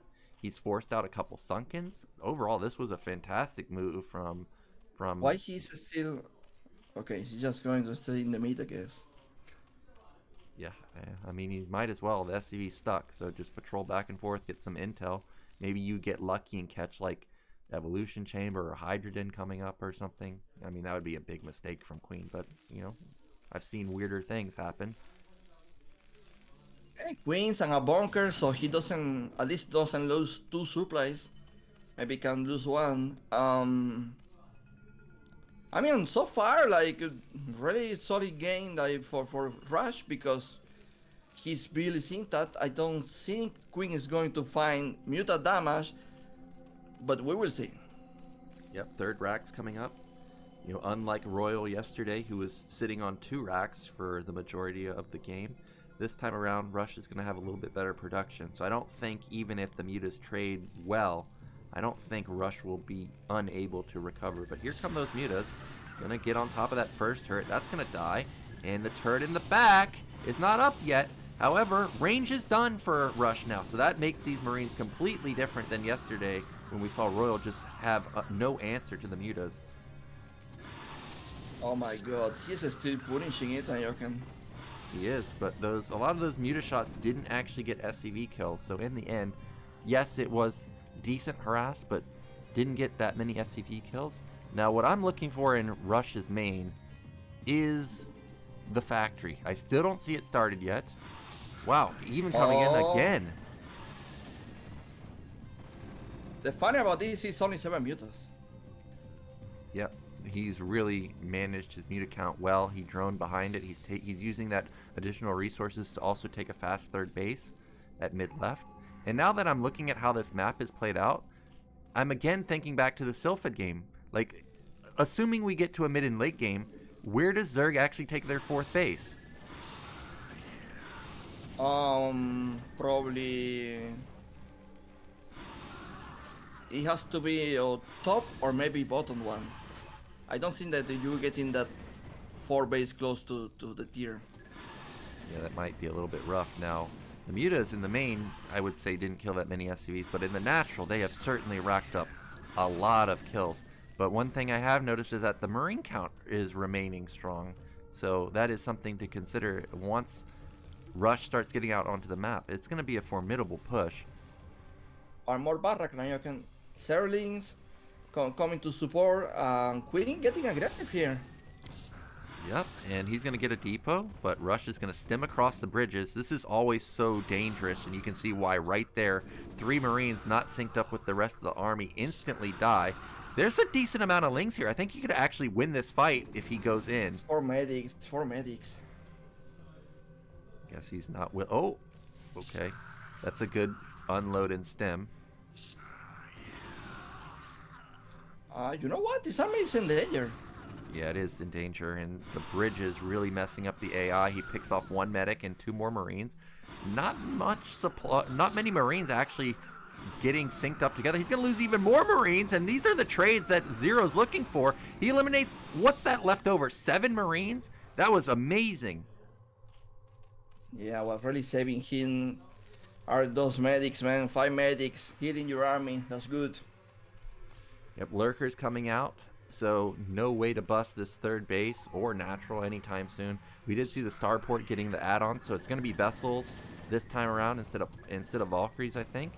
Damn, this natural just can't efficiently mine. The mutas are just wreaking havoc. And meanwhile, Rush is like not even moving out on the map either, so he's just taking the damage while not putting on any pressure at all. That's a lot of eco damage, man. Starports, they are not even ready. What is this guy making? Like Valkyries or vessels? I actually think he could be making Valkyries. I actually think he's making a dropship because his science facility was not done. And I'm looking at how many buildings are being put up by those barracks. So unlike the JYJ game where JYJ double expanded, this is going to be like a 6 or 7 barracks. So he's just going to be relentlessly attacking this base over and over and over. Okay, Zero knows what's up. Going to reposition his lurkers. But, I mean, Rush is a madman. Sometimes he just go for it. I know, man. That was my first impression when I first started watching Rush. I was like, wow, man, you really you're always on the gas pedal. And we do have a counterattack. The bunker was not loaded up, so he does pick off a couple of Marines basically for free. Yeah, Rush is going to need to retreat, man. You can braid 5 lurkers like that. Yeah, this is not a good situation for Rush. He actually doesn't have as many barracks as I thought. It's just 5. He doesn't have any vessels out just yet, but I see Queen already has 2 macro hatches. Even saw him putting down Evolution Chamber. This is so many lurkers. Also, the muta count has not really been reset either, so they're just racking up more and more kills every single time. There is a lot of Fico going for the third player, Nyoken. He's even on top of the population right now. You don't see this very often against a Terran player. I feel like these vessels are so delayed if you think about what opening Terran did. Yeah, I was thinking the same thing. Like, we talked about how this was the dream opener for Rush, but it doesn't really seem to be allowing him to scale any better than a normal opener. The dropship also got intercepted by a Ling, so he knows that it's out in the map, but it has skirted the army. Well, this hero did 2 defilers. It's going to be something. It's not too much, to be honest, if you ask me right now. Yeah, with this kind of eco that Zerg has. Look at the supply on Zerg. Almost even supply for Zerg. The muta count still remains, so drops can easily get shut down. There's no tanks anytime soon because of the floated factory. Vessel count is low. I'm getting worried. The thing is, the muta count is so healthy that going for dropships is a huge risk. Yeah. When we do see the first few Hydras being produced, so it's going to be Bio again versus Hydra Lurker Defiler Switch. The dropship got spotted by the Overlords. He's got to unload as soon as he can, and that just is not a wise decision. Everything dies. He's stimming for it. Yeah, Queen was just waiting for that. To my surprise, Queen is taking the close base close to his tier, so yeah, I mean, that's probably going to be the focus of the game, trying to take down that base. Indeed it is, unless he can somehow get rid of the mutas, where maybe he can go for like a doom drop if he can somehow avoid detection on the right side. Tier base of Terran, There's going to be a cancel. Factory might even die also, because Queen has Lings there also. And I hear a scan go off, but there's still just a billion lurkers. What can he actually do about this?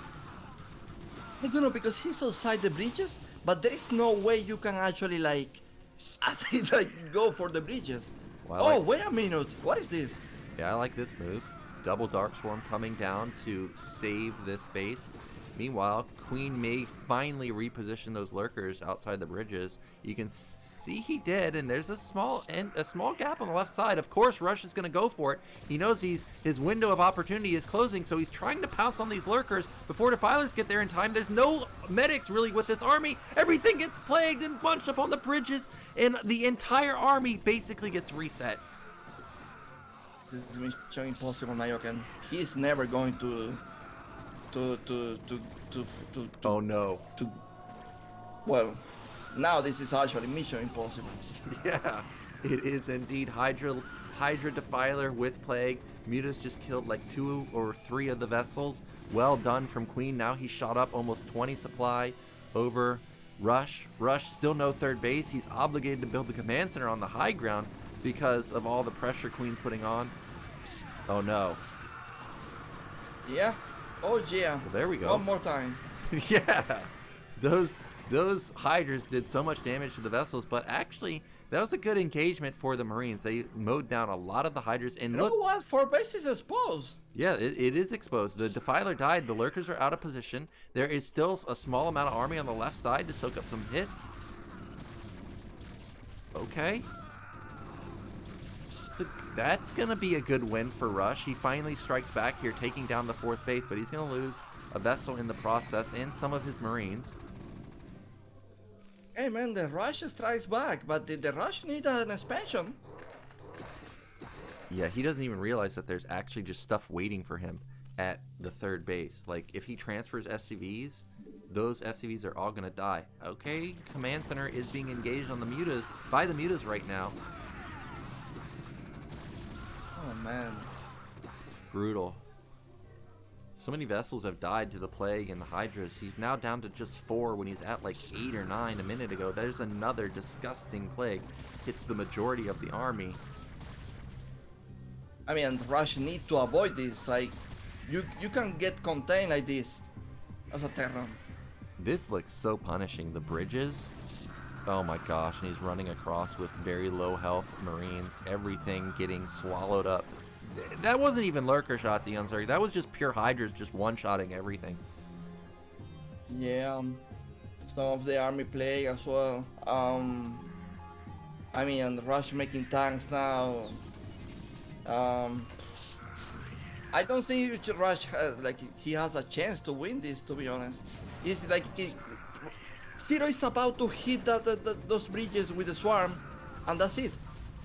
Yeah, there's not a lot of tanks, just like in the JYJ game. There's also not a lot of vessels this time around either, but look at that move. Oh, there we go. Wow. That's a way to get back into this game, but he still needs to worry about this incoming push. I think Zerg saw him move to the right side, so he's going to move in, and he does get the Dark Swarm down. One more, if he can leapfrog it to the 3rd base, would shut down this base, probably even lose the command center also.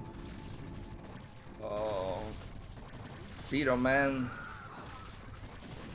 Zero about to take down that CC. Yep, making this game possible for Rush. This is perfect play from Zerg right now. Command center dies. Basically, Terran's gonna be mined out in 1 minute from now. So Rush needs to make magic happen, but that Plague was amazing. And remember, the Mutas are still alive, and here they come. Goodbye, vessels.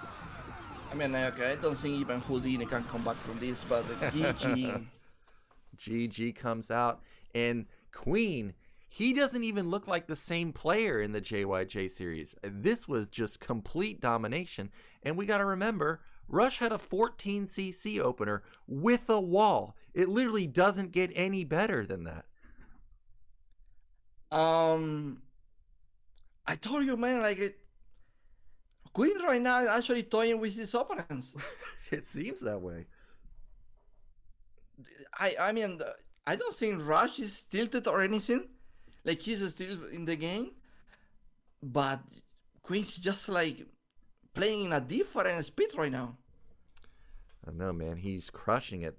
He was able to scale his macro really well with that macro hatch and then taking the 4th base. The muta harassment at the natural did crippling amounts of damage, and I loved every time Rush tried to get across the bridge, Queen was sitting there waiting to just pick off any straggler Marines, and it felt like, did Rush even ever get past the bridges on Zerg's side of the map? Like, he didn't, right? Like, I can't remember a moment he did. No, he didn't.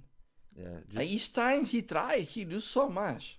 Yeah, that map seems really hard to play, but it was perfectly executed from Queen, and now he's 1 game away from making it out in 2nd place. Oh man, hey Nyoken, prediction, 8 racks. 8 racks? I think that's a good prediction. Rush is very aggro. I don't think there's ever been an ASL where he hasn't 8 racks at least 1 game. So I think that would be a smart move from Queen if he goes for a quick scout here, trying to scout for that 8 racks in the center or top middle.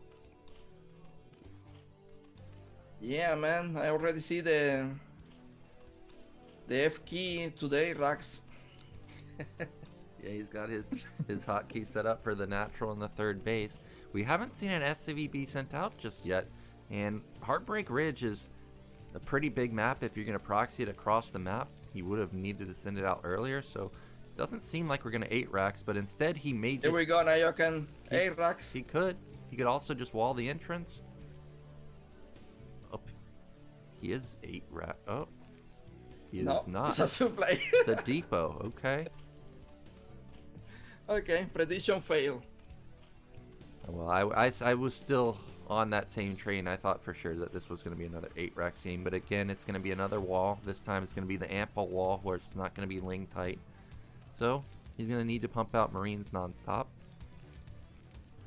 I think if the way I see it, if Rush was actually like he won the first map, maybe he will try something like this, but because he's facing elimination, yeah, I guess it makes sense. Like, if you think about it, this map is going to favor him anyway, so he can make use of the map instead of like just like going for 8 racks now and risking to make it to blunder it and lose the game. Yeah, that's true, and also Queen is aware Rush is aggressive, so maybe he was just thinking, well, maybe Queen thinks I'll 8 racks this game, so I'm not going to this time. We do have another 155 pool, and what about that gas timing? No gas from Queen just yet. He's making gas now. No, he made drone. Yep, still no gas. Now Queen does not strike me as a 3-hatch player, so this is going to be middle of the road, maybe 2.5 hatchish gas, and Rush is going to scout that. Apparently, it's 12 full. Apparently, these guys have like a new optimization of the 2.5 hatchery. Yeah, because I remember when I first saw 2.5 hatch, the gas was something like 225, but this is still like a 213 gas, which is still very fast. So it must be a new optimization, like you're saying. We do have Command Center coming down, and Overlord spots it, so he's going to at least know that, hey, this is not 1-1-1 or tech play like Barracks showed me. Yeah. Standard play from Rush. Probably going to do 2 barracks academy timing. Yep, more than likely that's going to be the case. SCV still has full health, and that's critical. Try and get as much intel as possible. Meanwhile, only 2 lings produced, and Rush is well known for moving out with like 3 or 4 Marines and putting some pressure on. So I like what he's done there. You can see he's left a few Marines out of vision of the Overlord. At least make Zero skeptical that could be coming. Yeah, but when you see like 4 Cernlis like this, it's going to... Yeah, no chance that you can actually like go with Marines. Up in there's the 2nd racks, and that's a pretty darn fast academy. Looked like maybe 325 academy. So we're probably going to have that quick move out that he did on Dark Origin a moment ago, forced out 2 Sunkens, and we do have another macro hatch, this time on the high ground. Yeah,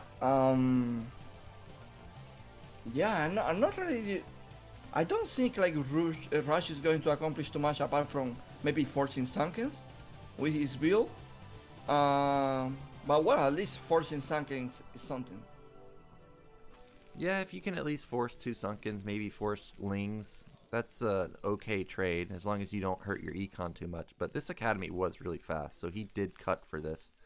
And he does need to be careful, because last game he lost a lot of SCVs. If you're cutting and losing SCVs to Muta Harassment, that spells disaster for you going into the mid game. But we are going to have a move out right after this medic pops, I'm sure. Is that Engineering Bay? No? That's strange. There's the Oh, Engineering Engineering Bay, okay. Yep, a little bit faster than you really need, especially with that slower gas from Queen. But here we go, 8 Marines, 2 medics, being careful. Right. Yeah, probably waiting for Firebat to close the gap. Yep, I know that he likes to build multiple Firebats. There is one of them. May even build a second one. We know that Queen only has 4 Lings, so really no threat, but of course Rush not aware of that. And for now, okay. Steam. So Sunken's ready. There is no chance really that Rush break this. Yeah, I don't think so. He does have 8 Marines, which I think theoretically this army could win, but with the mutas popping out soon, no real reason to risk it. He's now going into his 3rd barracks, going into the +1 as expected. Oh man, honestly I'm afraid for Rush because like he's playing this in the most classic way of CBT, and Queen is looking so confident right now that I mean he's really going to need to be on top of his micro now. Yeah, especially after... Oh, look at that. He's building a bunker at the natural. I was about to say, especially after seeing how well Queen just harassed the natural versus barracks, I think he's going to have to come up with some special defense here, and he's done so. He's got that bunker in position. But that just means Marines aren't with the rest of the army right now. A Firebat in there. Okay. Yeah. Yeah, this high ground, dangerous high ground. Well, it is a bunker with range soon, so it has pretty darn good range. For now, Queen has done a decent amount of damage. What's that, the 3rd SCV going down? So that's fantastic for him. Yeah, the problem with this bunker is that you need to give the high ground vision. Like, without it, sometimes it's even useless. Yeah, I was thinking that also. A good scan there. He's not going to be able to get the Overlord, but he did catch a Muta earlier. Now, I did notice that the factory is slightly faster than last game. And last season, Rush really did have great moves with Tank Valkyrie combo. And the fact that I'm still not seeing Queen's Nest or Hydrogen anywhere, we may actually have that follow-up. I think it could be very strong. Uh-oh. Oh, Queen lose a Muta. Yep, and I think that the Marines, if they don't have +1 right now, they should be kicking in within the next 30 seconds or so. So the Mutas do need to be careful, because the Marines are going to start hitting really hard. Oh my god. Queen being annoying here right now. Yeah, with denying the refinery and killing supplies. Yep, both depots are going to die. That's well done. And again, Rush, he's got his army out on the map, but not really able to threaten any position. Of course, Queen doesn't know where he is, so you can see he has built a lot of Lings, a lot of Mutas trying to find it. He's still in the main. Queen with the Muta Ling army trying to deny this force. I hope. You know what, Nyoken? I think the lurkers are a bit delayed. Yeah, last game, I think Lurkers started at 9 minutes, and we're almost there, so for now... Oh no! Wow, it's a lot of Lings, but Terran has 2 groups of Marine Medic, and they have +1. Soon to be actually 3 groups of Marine Medic. I don't know if Zerg could actually hold this if somehow Terran was able to get all 3 groups together. What is this thing? Okay, I don't see. Oh, since facilities in the natural. Okay. I mean, I don't see lurkers, man, Nyoken. That's a huge problem.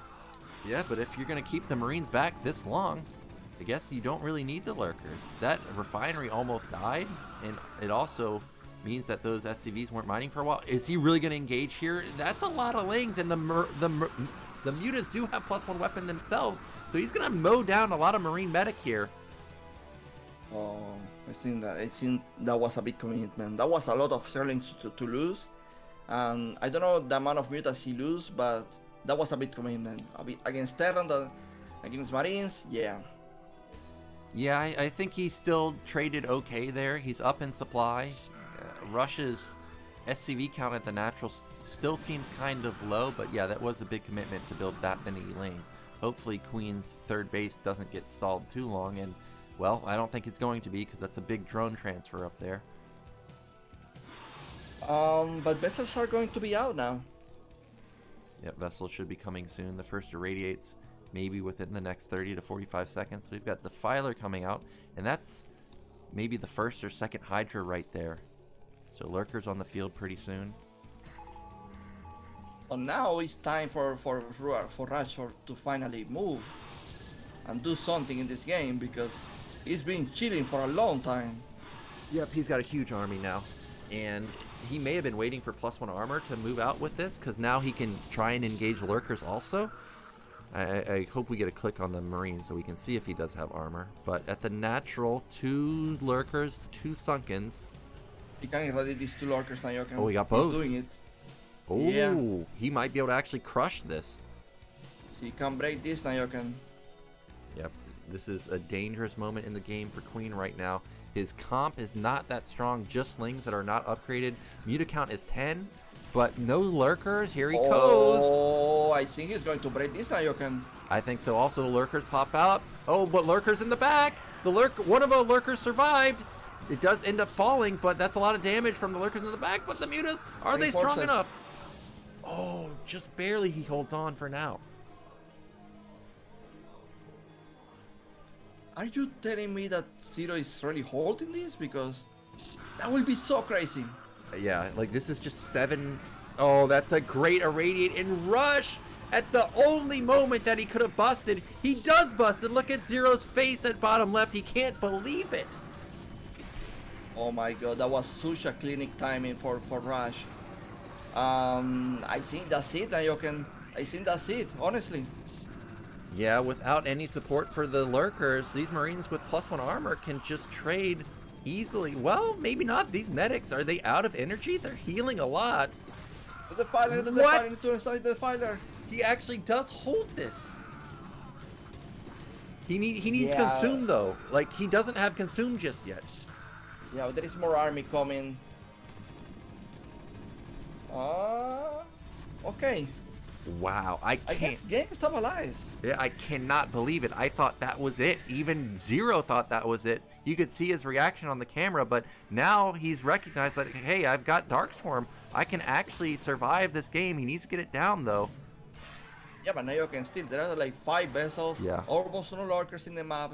Oh. The tier is so exposed. The tier is dead, actually. The guy goes there, and that's it. Yeah, he critically lost his Nidus, which I didn't realize, so there's no way to actually get the Lurkers up there, and that's a dead Nidus, and now that's it. Nicely done from Rush. He hits at his only moment of opportunity, and he takes the win. Oh my god, man. You know what's funny? Like, I thought, like, it would be such a hard game for Rush because he played it so classic. Because I compared it with the first game that he had like excellent below order like to start with, but no, he actually doing better. Yeah, I also thought that it was not going to go in Rush's favor, especially after those mutas were dealing so much damage. But he found his moment, and now he's tied up the score 1-1. He's not going to go down without a fight, and we're going to get into game 3. Which is going to be retro. Well, I don't think you can do a Rax on retro, to be honest.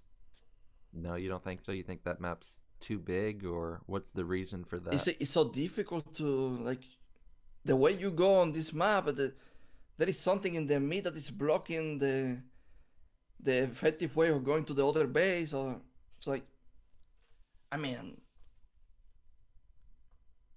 have you seen like any Rax on retro? No, I haven't, honestly. I haven't really seen that many games in general on Retro. Well, here we go. We are ready with Game 3. This is the final game of the day, guys. It's Queen versus Rush. Both players fighting for their lives.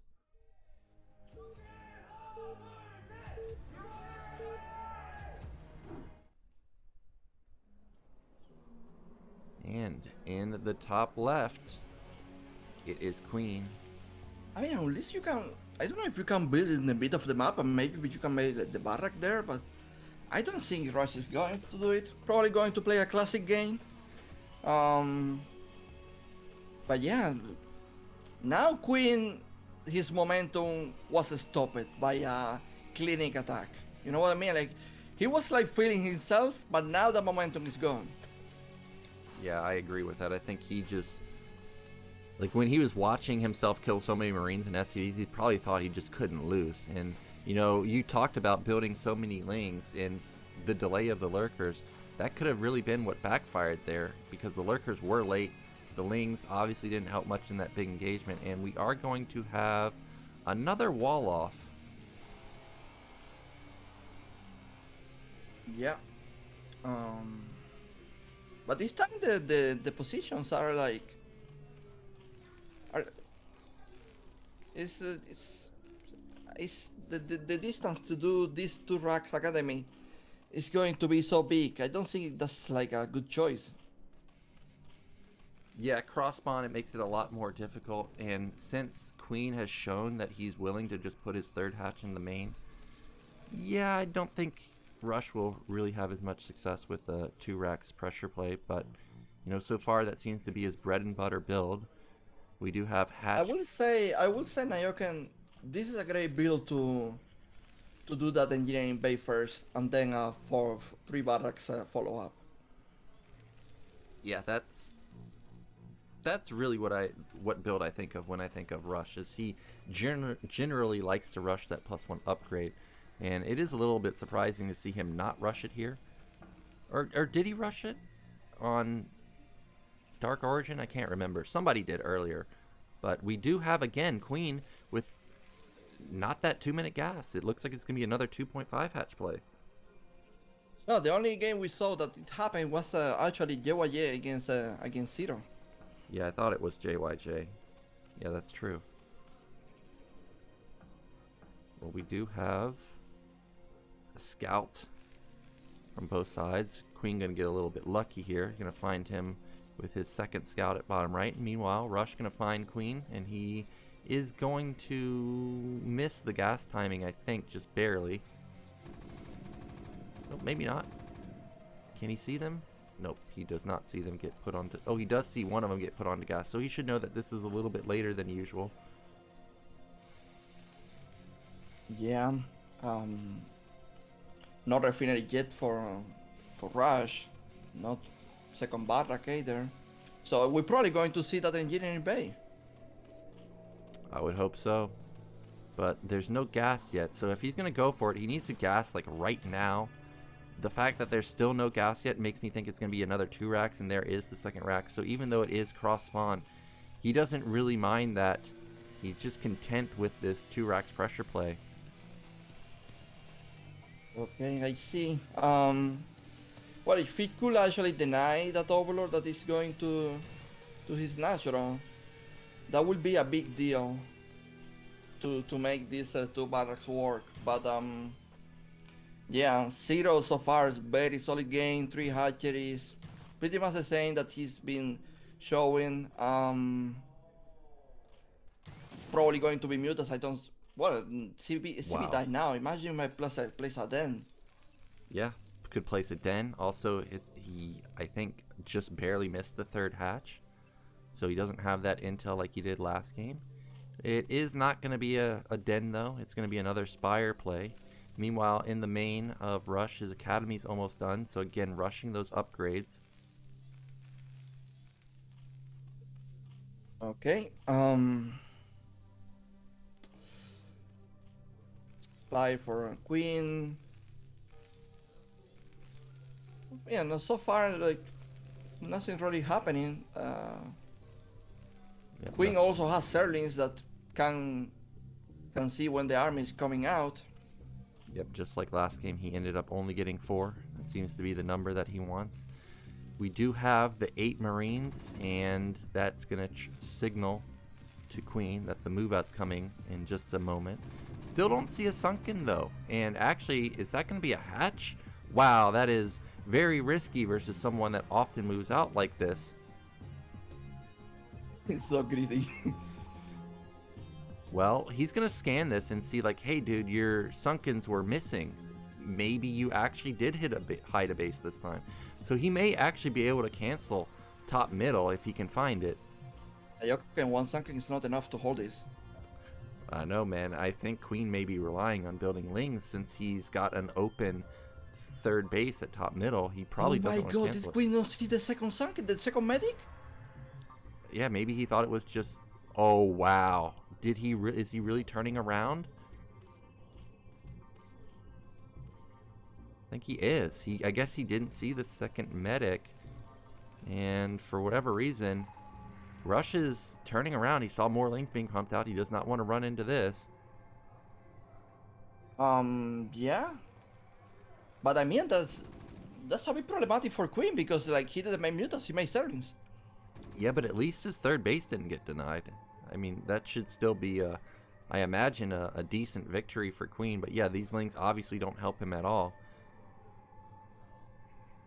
Yeah, that is true. Tyr is on touch. Now the four barracks for Rush. Pretty much repeating the same build of the last game that worked for him, but this time a bit more of freedom because Mutas didn't really like do any damage. Do you think like Rush is probably thinking like, why this guy like he's not even around? Like what's going on? Yeah, he's probably confused why the mutas are late and why this guy built so many Lings. So, damn, that's already a lot of drones. So this 3rd base went unpunished. And this is a good spot for Queen, but it's also a pretty good spot for Rush because he hasn't lost any SCVs, he hasn't lost any bio, so his build really hasn't been hindered at all either. I think that's a factory going down for him at bottom middle. Yep, there it is. Yeah. But like you mentioned, that tier base is running with a lot of eco Nyoken. You can make a lot of units from that. Like you can even start your hive tech and your larger tech, like everything, even upgrade. Yeah, and he already has a macro hatch, so he's got a lot of larvae available. Like he's gonna just boom in econ so quickly. He's even up supply already, 67 to 65, but this time around, Rush really hasn't taken almost any damage at all. Factory's about done, so Starport's going to be getting up pretty soon.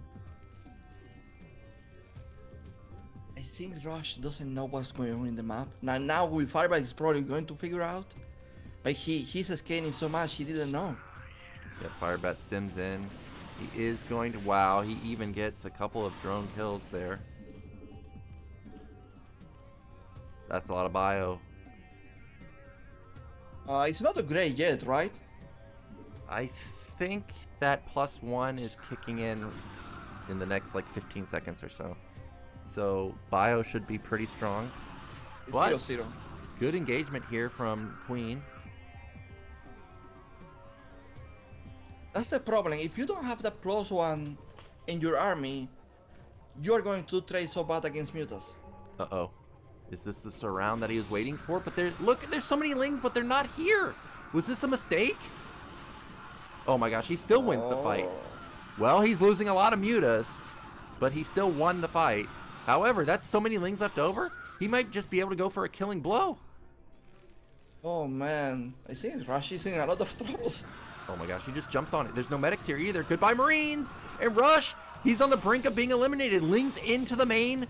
There's so many mutas left over. There's not really that many turrets. In fact, there's no turrets now. There's only... Oh, that's a medic cycle. So those can't even help him kill anything. And this is it. You didn't see Nyoken, too many mutas left.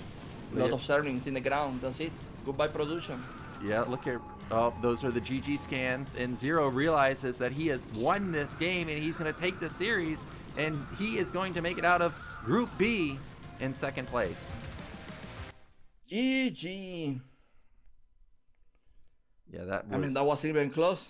Yeah, that was not even close at all. Even game 2, you could say Queen should have potentially won that game. The lurkers were just slightly too late, and that was impressive play, especially after getting crushed versus JYJ in the first game of the day. It's nice to see Queen recover and show that, hey, that was just a misplay earlier. I played like I'm supposed to play in the final series. Indeed. Against Barracks, oof. Against Yeah. Rush now.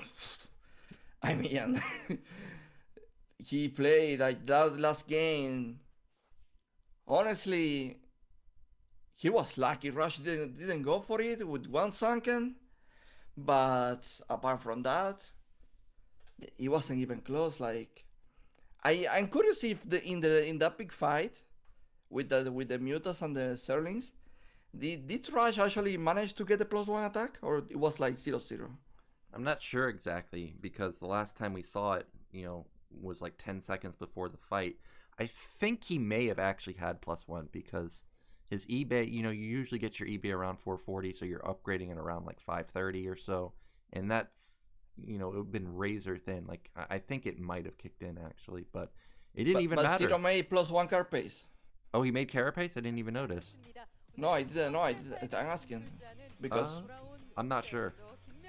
those mutas were like, they took so long to go down.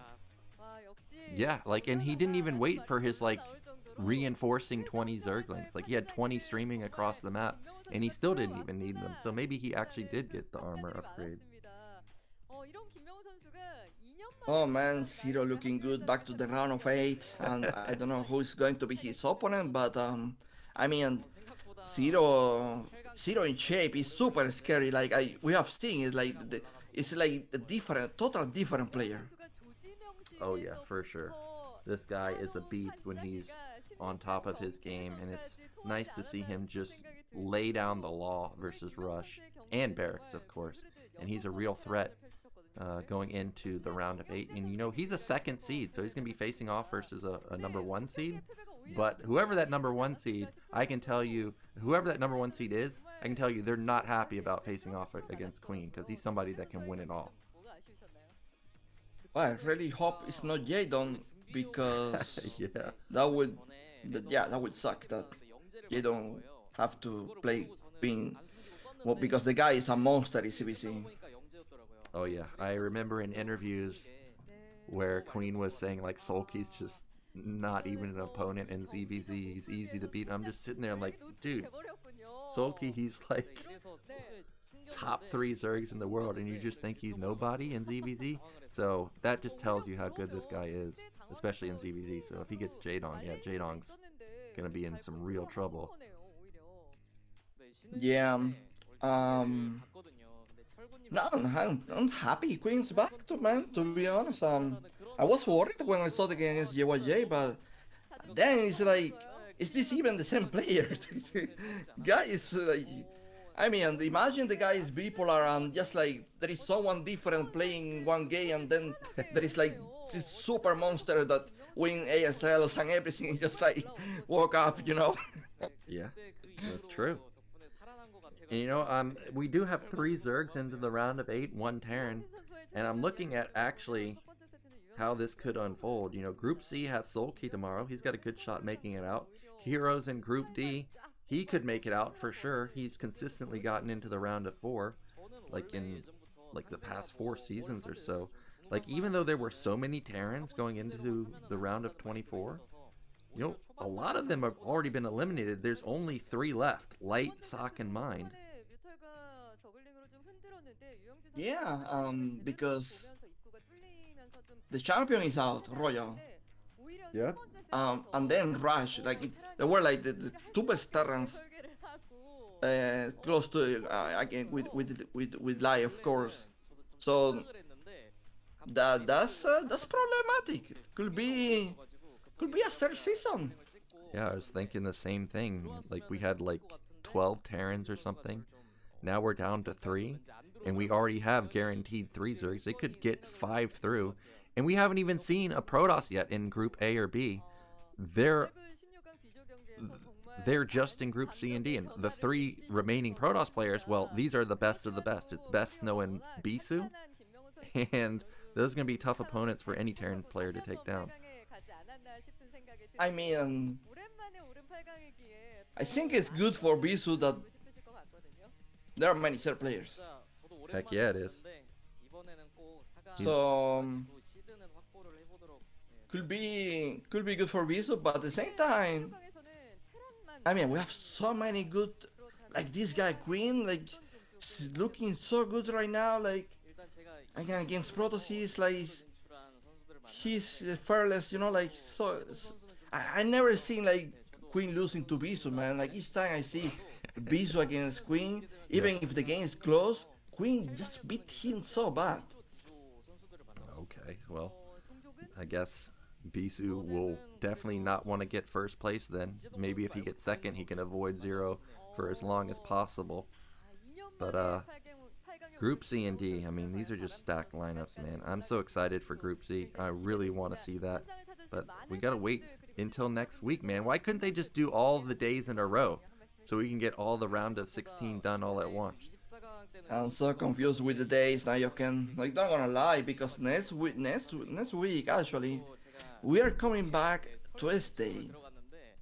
Yep. Good. And then Wednesday. So yeah. Yeah, the schedule has been quite weird this season. I don't really even know how to explain it, but yeah, you guys watching right now, it's not going to be Wednesday and Thursday next week. It's going to be Tuesday and Wednesday, as Eonzerg mentioned, so definitely mark your calendars for that.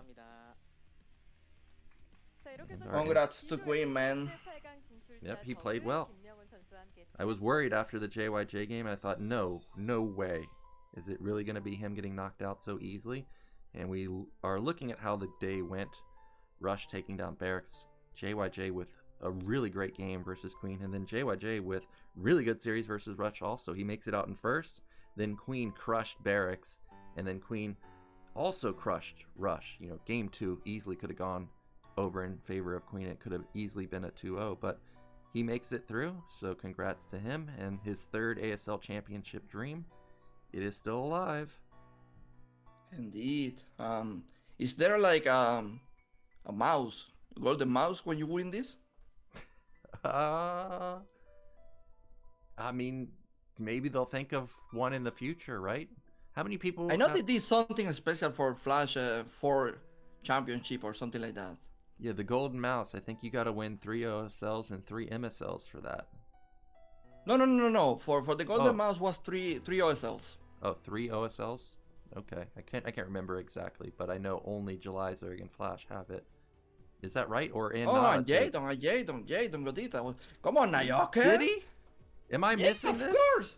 Come on, man. What are we talking about? I'm gonna Google this.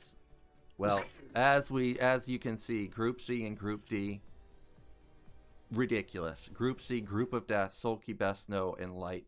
Literally anybody can make it out of this group. They all 3 of them at the top of their races. Meanwhile, Group D, also no slouch. Hero, Sock, Mind, and Bisu. And Bisu has looked very strong this season, but it's also been the return of Mind. He looked very strong.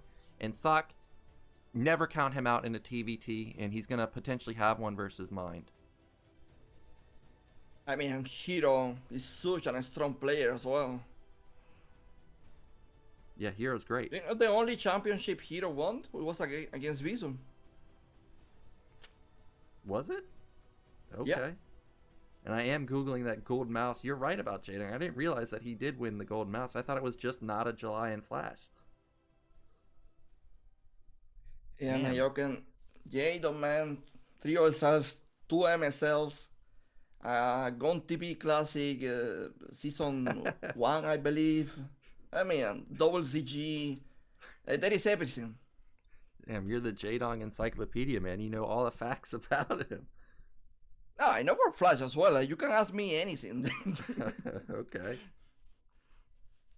Well, did today's games go as you expected? Was there any surprises, you think? Oh, for sure, Nyoken. Like, I...